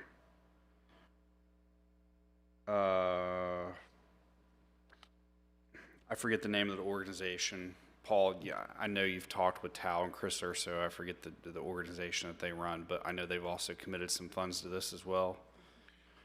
Does this sound familiar? Yeah, but I don't know I don't recall. So yeah, if you guys want to come down, because I think, and once again, I'm going to sound like the cheap prude up here, but I've always been in favor of this, but my goal always was to try to figure out how to bridge the gap for the city not having to give $500,000. Like, you know, could we come up with $350 maybe? And I know that's one reason we wanted to partner with the Community Foundation and then with the organization that you probably know the name of that I don't off the top of my head, but this doesn't exactly sound like what I thought we had kind of discussed. So anyways, go ahead. You have the floor. Dean, just please go ahead and say your full name for us. Andy Durjai, Vice President Dean for Miami University Regionals. And so, Councilmember Farrell, to your point about bridging the gap, so the goal all along was to make sure we could serve as many Middletown students as possible. Sure. In the initial plan, with the initial dollars we had, we were only able to serve about 16 students, fully covered. The additional dollars that we've been able to get from the Middletown Promise, also from the Community Foundation, and the support from the city will be able to increase that cohort. To give you an example, you can understand, right now we've already received applications for about 70 students who would be Pell eligible for Middletown High School alone. What this does is it gives us more dollars to support more students as we go forward in that. So the gap was based off the exact number that we had, which was a cohort program, which was smaller. With the support we've had, we think we can serve more students, similar to what we've done across the county and other communities. Mm-hmm. Okay. So essentially just the extra money, instead of saving the city money from the 500 minus X amount of dollars, it's just would be going above and beyond. So above and beyond is to say we'd be able to serve more students. Right Correct, now, yeah. the way we've got the program set up, it's a cohorted model that will be able to serve a set amount of students. And so what we're looking to is how can we expand to serve more students? Because again, when you look at our Pell eligible numbers within our community, it far exceeds what we can serve with the initial funds we have right now. Sure. Okay. Any further questions for the Dean? Yes. So for these funds, for the scholarship, we're a manufacturing town, and I don't want to say where the funds have to go, but I would encourage that we look more toward the manufacturing programs. You have a threshold on a GPA, and then you also said you were going to work with your students all the way through the program, and then after they leave, you're going to try to do that. Because we have a major manufacturer or steel manufacturer here, and it's not so much. I'm saying I'm a tradesman, not saying that's a whole nother education program. But we do need engineers. We do need mechanical engineers. We need folks that can start out doing that kind of program. Does Miami University have those types of programs? So our engineering technology program specifically focuses on advanced manufacturing, mechatronics, mechanical, electrical engineering, in a number of different areas. And so we actually do have those programs. They're some of our strongest programs as well, and they're programs that have the best industry partnerships. So we definitely have focus there as well. Okay, because that's where I'd like to see, folks, because we're not trying to say in order to get this scholarship you have to go do this. It's like I don't want to do that for the rest of my life, but if it can be encouraged, because again we are a working manufacturing town, and we need those folks in that engineering portion of it to be able to do those things to help grow and make technology smarter and better. Because even we're seeing robots being used even more out at another city. They have a total distribution center that is all robots. Someone has to be able to engineer those. Someone has to understand how they work, and that is just not something that you're going to get out of K through 12. It's going to take additional 2-year, 4-year program, and that's exciting that we're going to be able to help those folks get into that kind of program and to excel in their future. Definitely. We're really excited about it. Thank you. Thank you. And any other questions or conversation for the Dean before? Jacob, another question for you. And Dean, don't go way too far. Thank you, Dean. So funding this, how and where is it coming from? So this will be coming from the general fund. And looking over it, so how we were able to negotiate this with the Middletown Community Foundation, while it is just a one-time payment of $500,000, it is something that we were able to work into there that, should this program cease to exist under any unfortunate terms, or that parameters is no longer there, we would have the ability to bring the money back to us. And having that clause, or that reversion, if you will, no longer considered a full, gift, but rather just a contractual obligation with them, that this money is being parked in the Community Foundation to draw the 4 to 5% distribution rate to then go and start funding the program. Should the program no longer exist, we would have the ability as a council to be able to pull that money back to the general fund for those uses. Okay. So. Very good.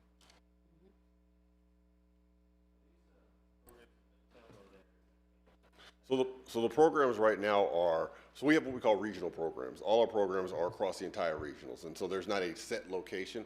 One of the things we're doing, so for instance, we're moving our advanced manufacturing hub to the Knightsbridge facility, which is in Hamilton, which we're partnering with Butler Tech. So our students who are there, who are completing the program, will be in that state-of-the-art facility completing their program.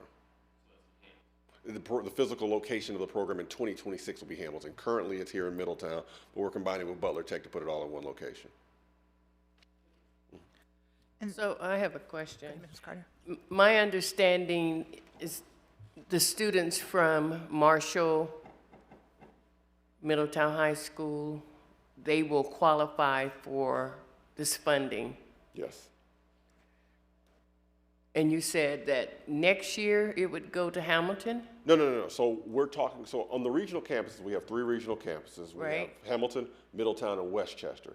So a student who enrolls with us is a Miami regional student. So even if a student starts out in Middletown or a student starts in Hamilton, they can take any program we have at Miami University Regional. So a student who's at Marshall or a student who's at Middletown, right now our nursing program, we have students who are in our nursing program who come from Middletown High School who finish their nursing degree at our new nursing facility on the Hamilton campus, but they are still Miami Middletown students. So again, they can be physically at any one of our 3 locations and do all of our programs, same tuition rate, same everything else. It's just the physical location they go to take the courses.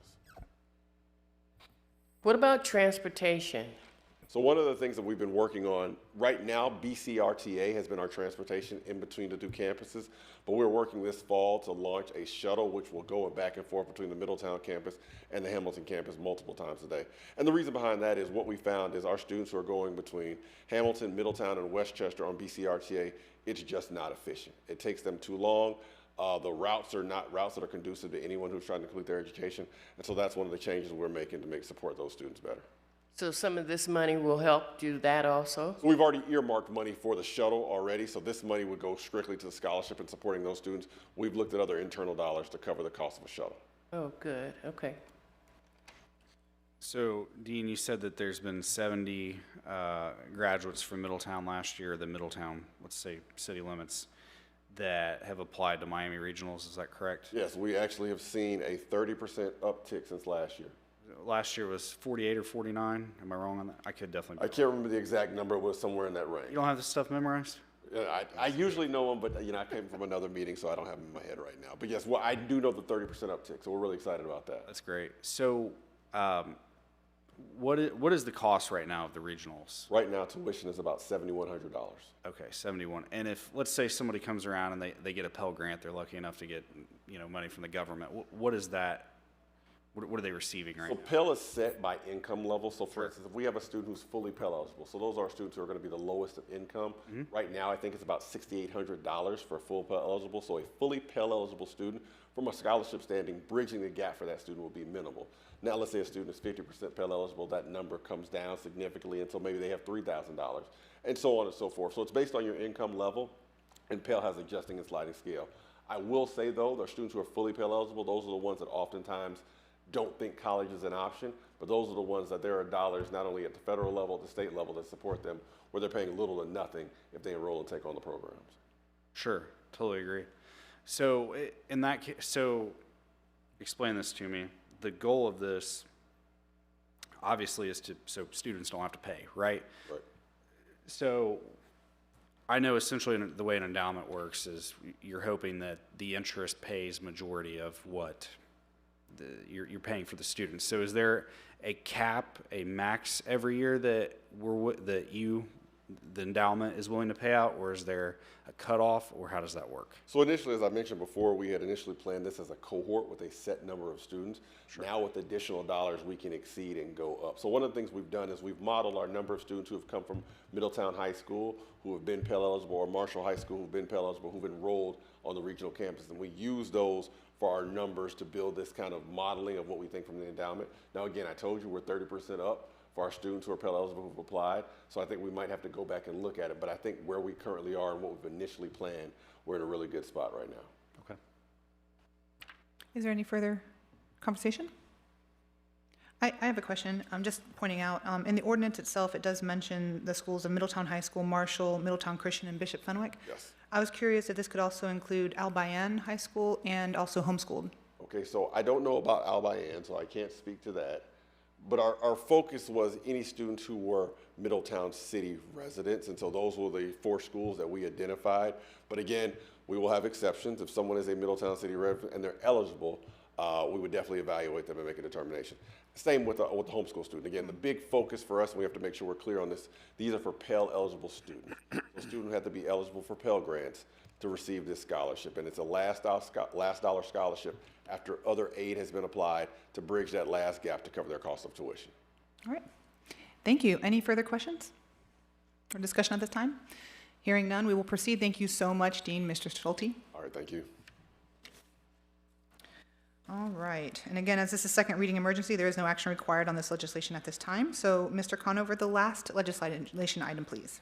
Yep, it's ordinance number O 2024-55, an ordinance authorizing an addendum to the collective bargaining agreement between the city and the Fraternal Order of Police, Ohio Labor Council is for corrections officers for the years January 1, 2023 through December 31, 2025, and declaring an emergency. And again, no action requested until August 6, 2024. Thank you, Mr. Conover. Mr. Lally, the staff report. Yes, Council.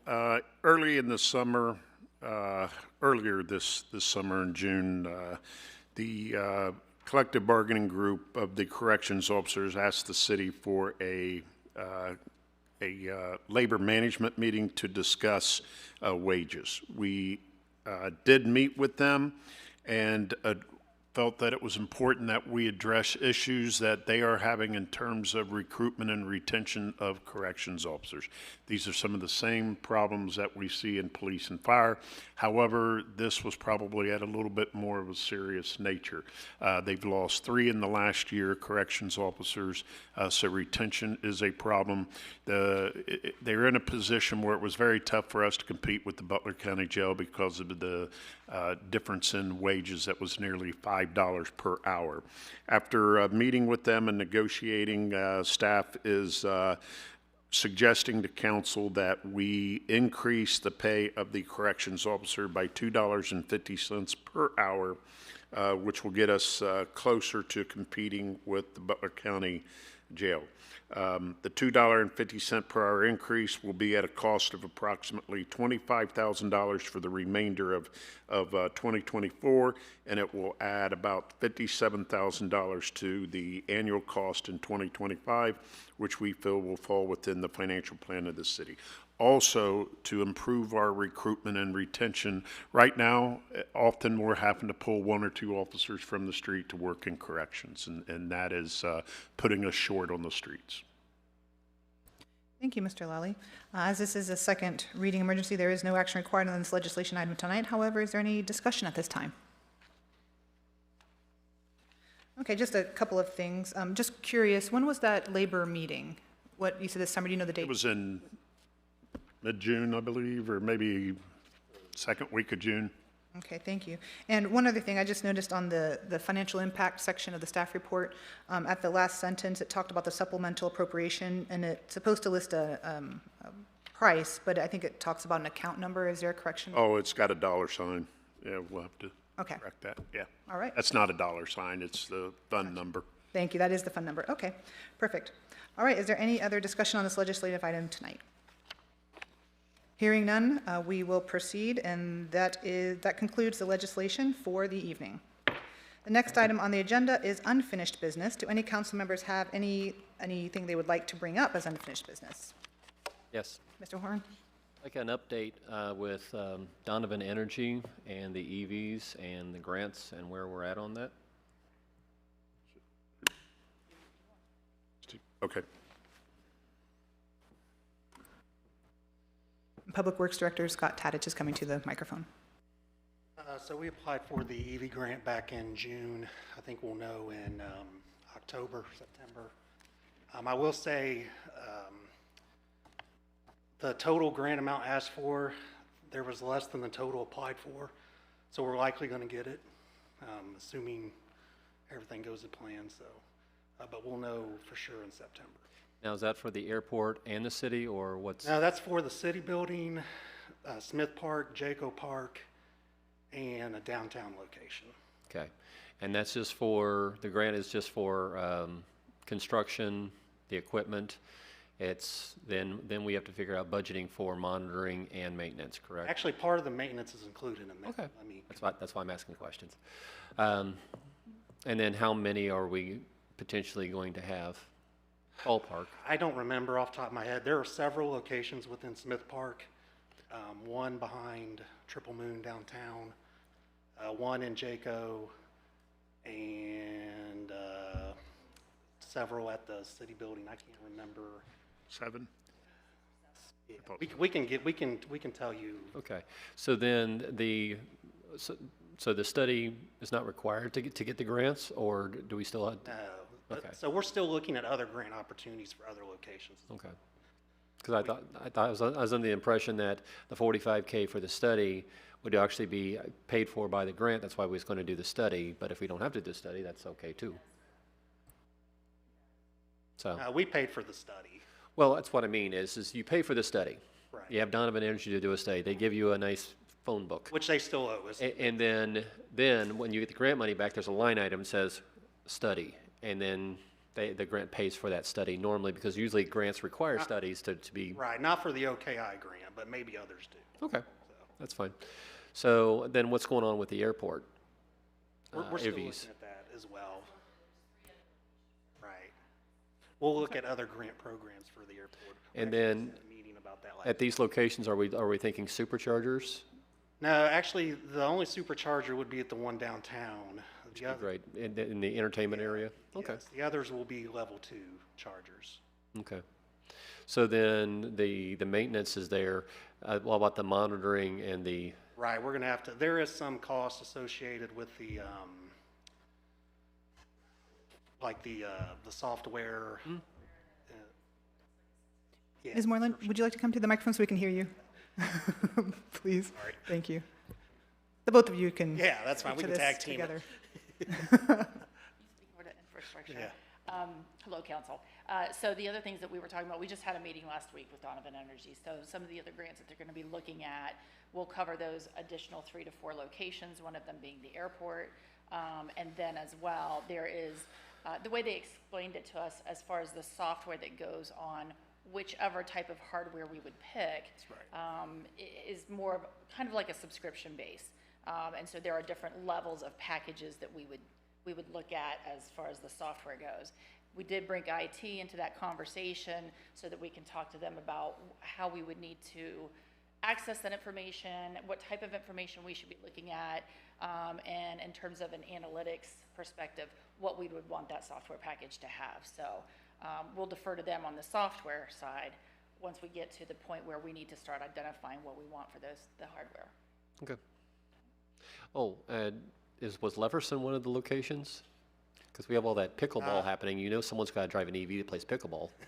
It was not on the initial list. Okay, but we can always add, because people apparently don't want the grants, we'll take it, so. Right, and also too, so some of the other funding that they're looking at for us, both Butler County and Warren County, there is an EECBG funding, which we didn't know about, they didn't know about. Donovan Energy notified us about it, so I may tap into you, Councilman Farrell, to discuss that a little more. But Donovan Energy notified us that neither Butler County nor Warren County had applied for those monies. So I've reached out to both of them to see what do we need to do to apply for that funding. And Donovan Energy has expressed that they can, of course, do the paperwork on their behalf. So stay tuned on that. I'm digging into that so that we can sort of collect knowledge on that. Okay. Thank you. Okay. Great. Thank you. Any further unfinished business that we'd like to bring up? Question. Where are we at with the community center? We expect to have a preliminary GMP number Thursday, if I'm recalling correctly. So best case scenario, we may have something to you for August 6th, but it may be the second meeting in August, depending upon what that pricing looks like. And I'm saying a few extra Hail Marys and Our Fathers this week. So, What's the holdup? the holdup has been our biggest holdup was from the spring in getting preliminary pricing and design input from our metal building manufacturer and vendor and from our HVAC design folks. They were just lethargic in getting us some specifications on, especially like on the HVAC, on some of the loading of the building, circulation, VAV boxes, air handlers, the whole 9 yards, in terms of speccing those out, because until we know those parameters, it's kind of hard to kind of start encapsulating the building from a design standpoint, but we're getting danger close. Right, because we've gone from April to May. Yes, exactly. To July, and now we're in August. Yes, ma'am. Will it happen before the year is over? Yes, ma'am. Okay. I'm gonna make a note. You do that. What's our date? August what? It's either going to be hopefully the 6th or whatever that is, the 20th. August the 6th? We'll see. Or the second meeting in August for us. Yeah. Yes. Okay, now my question, when we hire contractors to work on projects, can we ask them to give us a discount and give them 4 items to work on at one time? Is that possible? It's potentially possible if you bid it out that way in the hopes of a volume discount, yeah. To a certain extent, that was the hope with the fire stations under that construction manager agreement, was that there's 4 projects going fairly, I won't say simultaneously, but in rapid succession, and hopefully there's some volume discount there. Right, so when they start working on the Renaissance Center, could those people also work on the community center? Potentially. You know, if they're one of the subcontractors that bids through the GM, or the CM, I'm sorry. If I can say this, one of the largest, being on the community center board for a couple of years, one of the largest issues we had was, it was not small, but it was also not large, so it was kind of in that middle to where nobody wanted to take on the project. So your large scale companies with hundreds of employees, it just wasn't big enough for them. But yet your average small business with 5 guys can't take that project on. So we always struggled, just trying to even get people to come and look at it. And so your Renaissance Point people, I mean, that with it being hundreds of millions of dollars, it's probably going to be hard to get those people over there. And I think the scope of work is probably a little bit different. But it's truthfully, it's not these guys' fault. I can tell you that from experience, because it was just a bear trying to get people to quote it. And then when they did quote it, it was, well, it could be from 200,000, 800,000. And so I know that you guys have been doing due diligence, which I appreciate that, because this is one of those projects that could, put us under type deal if we don't do it the correct way. So it's I can speak from personal experience. It's not been an easy one. I know everybody wants to see the project done, me as much as anybody else, but it's just been not easy to deal with, I know. Any other discussion about the community center at this point? Or is there any other unfinished business anybody wants to bring up from council? I have a request. Could we have the home improvement repair program update, please? Yes, so Ashley Combs will give a update on the code enforcement and the home improvement program. Thank you. Good evening. So I'm going to start with the code enforcement sweep. So that District 1 is currently underway. So far, we have received 375 property maintenance violations. Notices have been provided to the property owners and occupants as applicable for each zoning violation, nuisance violation, or property maintenance violation. They are currently preparing a more in-depth report that will be sent to council here probably by the end of the week. We are currently, like I said, in District 1. District 1 neighborhoods include Airport Riverfront, Harlan Park, Downtown, Church, Oakland, Lakeside, and Roselawn. Now moving into the home improvement repair program. Round 2 does start on Monday. Again, we're upping that grant to $8,500. Applications will be accepted in the Community and Economic Development Department located on the 3rd floor between 8:30 a.m. and 3 p.m. If anyone has any questions ahead of time about the program, they can reach out to Tina Blevins, the administrative assistant up there, at 513-425-7950 or Tina B at cityofmiddletown.org. So if you have any specific questions, but we are going to be taking applications on Monday, and if there are any questions, we'd be happy to get those answered ahead of time. Thank you very much for the update. And so when people, it looks like you have to come in person to the office, is that correct? Currently, yes. We are trying to look at an electronic application receiving process, but right now, as we work out the logistics with IT, right now, you must be in person. Is there any proposed date that we might have for the online? Maybe mid-August. I mean, I'd give some time. I'll surely update council on that as it progresses, but I don't want to say right away. That'd be exciting. Yeah, we are really excited about that option. It'd be better, a convenience to the community. And how much, do we know how much in our funding we have already given towards this grant at this point? We haven't started any of the round 2 funding, but we had given out $100,000. Already? Yes. In round 1? Yes. Okay, wow, excellent. When I looked at the report, I seen a lot of people applied, and then I seen maybe 10, only 10 was granted a contract. What does that mean? If that was an applicable project under our grant program. So you have to, certain things like a pool and landscaping don't apply. So that would have been things that did not go under this grant cycle. Okay, so the money that you said that so far you've 100,000, that's even for people who were denied? Are you adding? No, this is, the 100,000's only been for approved projects. Okay. So we anticipate all will go well and everybody will get reimbursed, and that will total that 100,000. And we've had a lot of good projects come through, and one that I did share with council that's very exciting, and there's others starting to wrap up, and I'll be glad to share those with you as they come in. So you can use the same application for the 8,500? That's correct. We have updated it, and it reflects that new number, and that will be available when the program starts on Monday. Okay, and so you can come and get a hard copy and fill it out? Absolutely. Right now, that's what we prefer. Okay. So I had some hard copies. Can people maybe make an addendum to the contract? I mean, I'm sure Community and Economic Development be happy to put like an initial by if they marked out the old total and put the new total. I'm sure we could definitely reuse those. Okay. Yeah. Thank you. Yeah, absolutely. And if you don't mind, I'd like to add the trash bash, kind of some preliminary numbers. That was my next question, actually. Oh, great, sorry.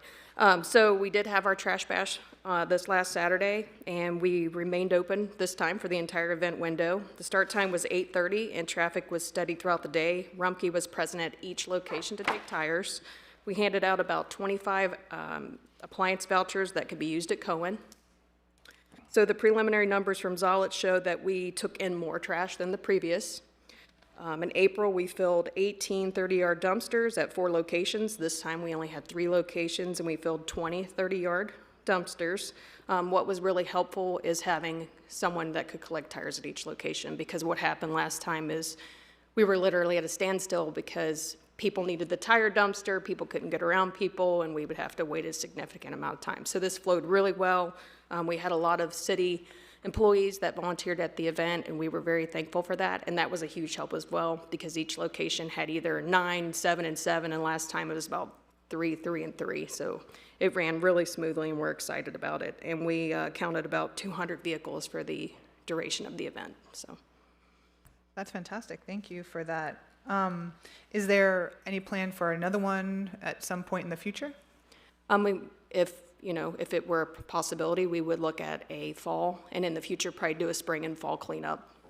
Okay, great. It seems like it is pretty popular. I was able to stop by all 3 locations this past Saturday, and even though it looked empty, it's just because it was so well run this time, like you said. Having the tires at each location was a really great upgrade from last time, and I'm thrilled to hear the numbers are even stronger. That's wonderful. Thank you. Well done. Going back to code, enforcement, I was at the SELF meeting, the board meeting this past week, and they were mentioning that it sounds like some of our code enforcement, they're also recommending maybe going to SELF. Is that correct? Absolutely, yeah. So we work with SELF and PwC, and they do hand out those informational packets to them on trying to, other than our home improvement repair program, trying to help with different avenues of getting work performed. Yes. For code enforcement. Okay, wonderful. They're a great partner for us. Thank you. Any other unfinished business tonight? I was just going to say I talked to Jared Zollett of Zollett Waste on the phone earlier today, and he just wanted to thank city staff because I think you guys saved him a lot of stress, and he said it went very, very well, and he's excited for, if the city so chooses to work with him again to be a part of that process. Absolutely. Thank you. Mr. Zollett has been wonderful. Thanks for mentioning that. Any other unfinished business tonight? Okay, hearing none, we'll move on to the next agenda item, which is new business. Do any council members have any new business for the evening? Yes, I do. Mr. Horn. 2 items. Planning Commission, we have a very bad thing going on right now. We have not had a Planning Commission meeting because we do not have a quorum since May. And that is not fair to our citizens, to our developers and investors, and to our citizens. And I said citizens twice for a reason. It's not fair to our citizens because when they have something that needs to go through Planning Commission, it might just be a deck, but it might be near a property that they have to get a variance on or something. They're not going to be, they haven't been heard. And even if they do get it in August, they still have to go through Larry Tuttle's group with the building department. So now someone who wanted to build a deck potentially in June or July might be able to build a deck in October, November. That's not giving confidence in our citizens. So the next set of folks would be investors and developers. They need to have their plans looked at and reviewed. And then the citizens might be for it or might be against it. So again, we're silencing our citizens. And what's the issue is we have 7 members and they're not showing up. And I'm also being told that some aren't showing up because they don't like what's on the agenda. Well, I hate to tell everyone, hope you're watching, is it doesn't fall off the agenda till you do something about it. So you come to the meeting, you say, I don't like this, and vote no. Not showing up means it's going to be on the agenda in August. Now I'm looking at, and this is where I need the law director's help with a little bit of research, I'm looking in chapter 1226 in our ordinance. And it says, the Middletown Planning Commission is hereby established by City Council. 6 members are appointed by us. One voting member is appointed by the Middletown School System. We have a liaison, and then we also have a person who conducts the meeting, the city planner. This meeting is as important as this meeting that we have twice a month. We have to have a Planning Commission meeting every month. And I need some help, whether we reduce it to 5, the school system still gets to appoint their person, but if this is not part of the charter, which the electric would have to vote, I just need some help because we can't do this. We can't show up in August, and because the developers were there, they jokingly said, well, as long as you approve our plans in August. What that was saying, that's a veiled threat saying, if you guys aren't going to take us serious, we'll go to another city, we'll go to another township, period. Doesn't matter that we are the city that has the money, the opportunity, and the land. I understand, I'm in construction. It takes a year or so before you can get some of these things going through. But we're getting at the point where it's becoming a year and a half, 2 years, or not at all. And they will move on. And our citizens, it's not fair to them when they show up and they can't even be heard because we don't have a quorum. So I need some help with this. Okay, so Councilman Horn, what we did, and members of council, we did send communications to members of the Planning Commission, reminding them of their responsibilities of sitting on a board and commission. With that said, I want you to understand that staff does monitor the week of the meetings to assure that we're going to have quorum. That day, we had received some assurances that last week that we were going to have quorum. However, that did not materialize because there were a couple emergencies. And then one member had to leave early. So what we've done is we've set up we sent the communication to the members of the Planning Commission. And additionally, we have gave them two options for a special meeting next week of July 3rd or July 25th. It looked like it probably is July 25th. Some of the communications I was reading why we were here in council meeting tonight. So it does look like we're going to have a special meeting July 25th. And once again, we will work diligently to assure the Planning Commission and all commissions understand their responsibility and the need to make their commitments. I understand that. We had one member that had a family emergency. I got that. But we've had other members who don't show up. The one member that had to leave early, do you know what he was wearing, Paul? He was wearing a shirt that said City of Germantown. I don't care if you work for City of Germantown, but you're in here representing the City of Middletown. And he had to leave early to go do business for the City of Germantown. That's my problem. We are not taking care of our citizens, and this is why our citizens come here and spend 4 minutes and complain about things. I'm not getting things done. This commission has to happen every month because our citizens will lose what values they have left in us or that they believe in us. And then the bigger part, the money part. We need 3,000 units built in this city. And if developers cannot get pushed through with the due diligence, with the preliminaries, with city council, with going back, they're just going to move on. They're just going to say, forget it. I can't get this done. And it's not right. And I know this is a volunteer group, but maybe 7 is too much. Maybe we're asking too much. Maybe we can reduce this. And it says city council, not charter. So this might be a situation where you guys present something and then we vote on it. I'm just one vote. The other 4 might say, no, 7's good. We want to keep 7. But this has to happen every month. When they have the meeting in August, before Mr. Metz left, because I wished him well, he showed me a stack of papers for that July meeting that didn't happen. We still have old business for May that has to happen in August, and now you have June business, you have July business, and you have August business. They're looking at a 6 to 8 hour meeting if everyone shows up and everyone has their fair time. Not blaming your group, Paul. I'm just saying these adults, not you guys, but people sit here, need to understand if you're going to volunteer for something, fine. If your life changes where you can't do that, fine. We have other people. We have one person in the queue that wants to be on this group. But maybe we reduce it down. We're at 5. Maybe we reduce this down to 5. School system gets 1. We maybe take this down. So then you have a quorum. When 3 people show up, you got a quorum. We can proceed forward, and everyone can be heard. I was going to say one thing, too. When I was at 17 Strong, the summit in Hamilton, they mentioned, I believe Hamilton has alternates for their boards and commissions. Is that correct? I don't know that Hamilton specifically, I'm sure they certainly might. I know that a lot of places do have alternates, though. So that could be also another thing. Even if we take it down to 5, having some alternates might be a good idea so that this doesn't happen going forward, at least for Planning Commission and maybe some of the more important ones as well. I'm sorry, can you turn that? Planning Commission does have alternates. So what, none of the alternates could show? You know, that's a double-edged sword there because, when you have 7, you're more likely to get 4 quorum. If you have 5, you might be less of a chance to hit quorum at 3. Just a thought.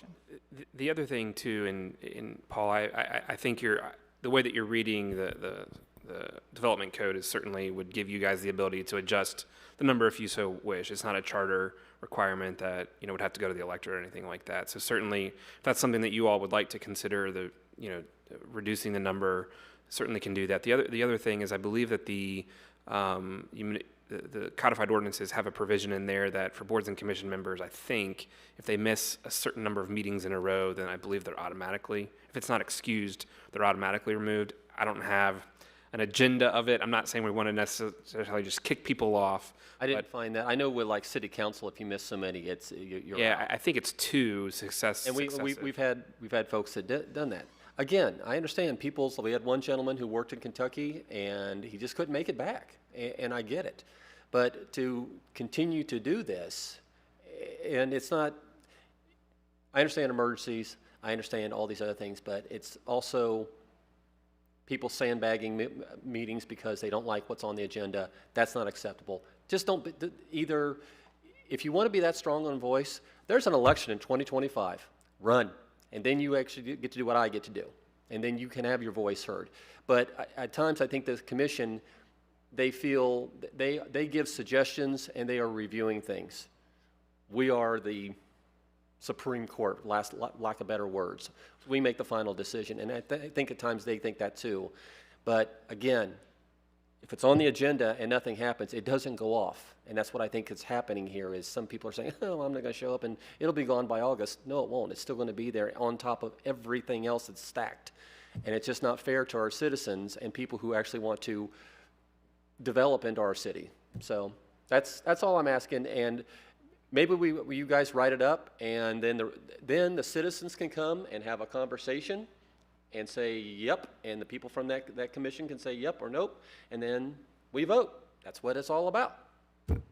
So certainly happy to do something like that. The irony in my statement that I'm about to say is not lost on me. I do think, because it would be a change to the development code, we would have to go to Planning Commission to make that change.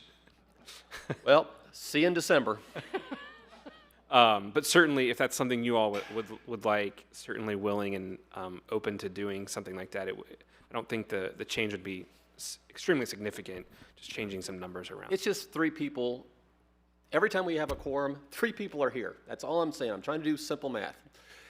For some reason, we struggle to get 4, let alone 7. So that's all I'm saying. One thing we're implementing is harsher communication or more communication with the Planning Commission and other commissions to meet their requirements to attend the meetings. Otherwise, we will put the things necessary to replace them. Okay. So personally to me, this is the board that everybody wants to be on, is planning. So I've noticed a trend that we always get a ton of applications, but to your point, like historically, even before you there, we didn't always have quorum. So I don't know if we can invoke something to your point, Brody, and I know it exists, but you know, if you miss 2 meetings in a row, you're automatically done. Like that's what the provision says. 260.02 in the codified ordinances says exactly that. Now it says 2 non-excused absences, so presumably, sure. I don't know. I know that you all take, for example, with Steve tonight, you guys took a vote to excuse him. I don't know if Planning Commission does that or BZA does that. I don't know. By the way, I'll be gone at the next meeting while we're on this subject.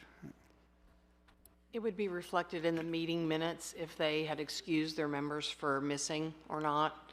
But if they don't have a quorum, then they can't be excused. Mm-hmm. And see, that's because they didn't actually that's have a my point. meeting. Okay, you missed 2 meetings like one member has. We're now jammed into August. I get it, but it's just like I just need help to make this happen because it's just going to be meetings are going to get stacked. Absolutely, and you will get it. We will step up our efforts for attendance, especially at the Planning Commission meeting. Well, we also have one person, I believe that because we voted last time for Chris Hamburger and somebody else, so we picked Chris Hamburger. Yeah. So there are still, I think we still have another application for someone who wants to be on Planning Commission. So yeah. My next new business, I'm done with that. Oh, wait, can I say one more thing on that, Okay. though? But also with the communication, it's always, when people are going for boards and commissions, it's really important to set those expectations of what that means as far as time commitment and the actual dates of the meeting for the entire term, or at least the year, so people can make those, set those apart.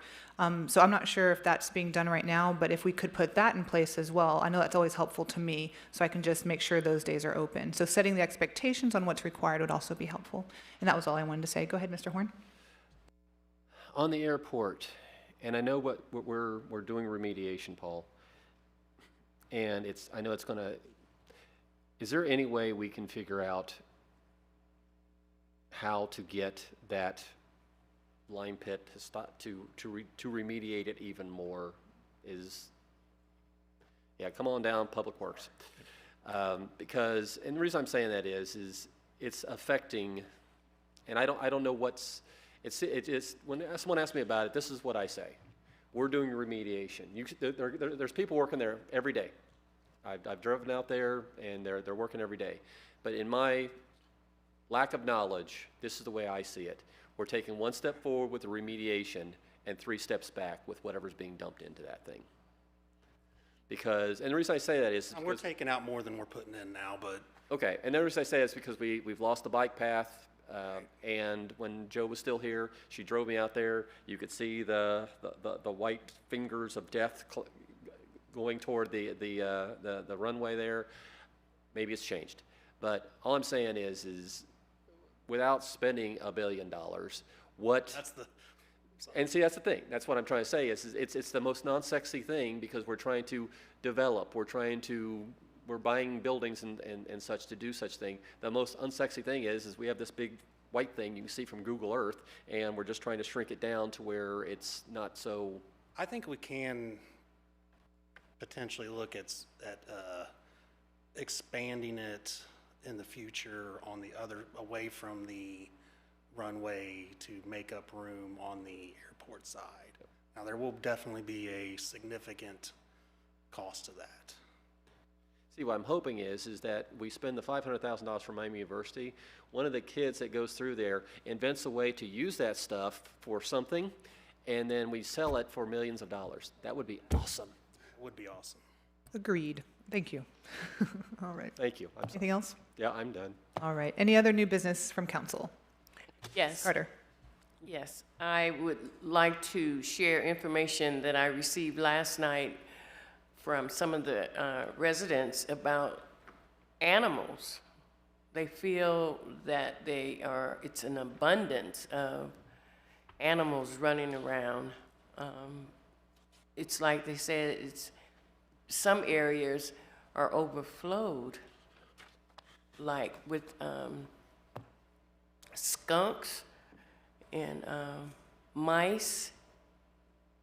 One young lady was saying that she had just moved into a new house over on Sutphin, and that mice were running across her feet.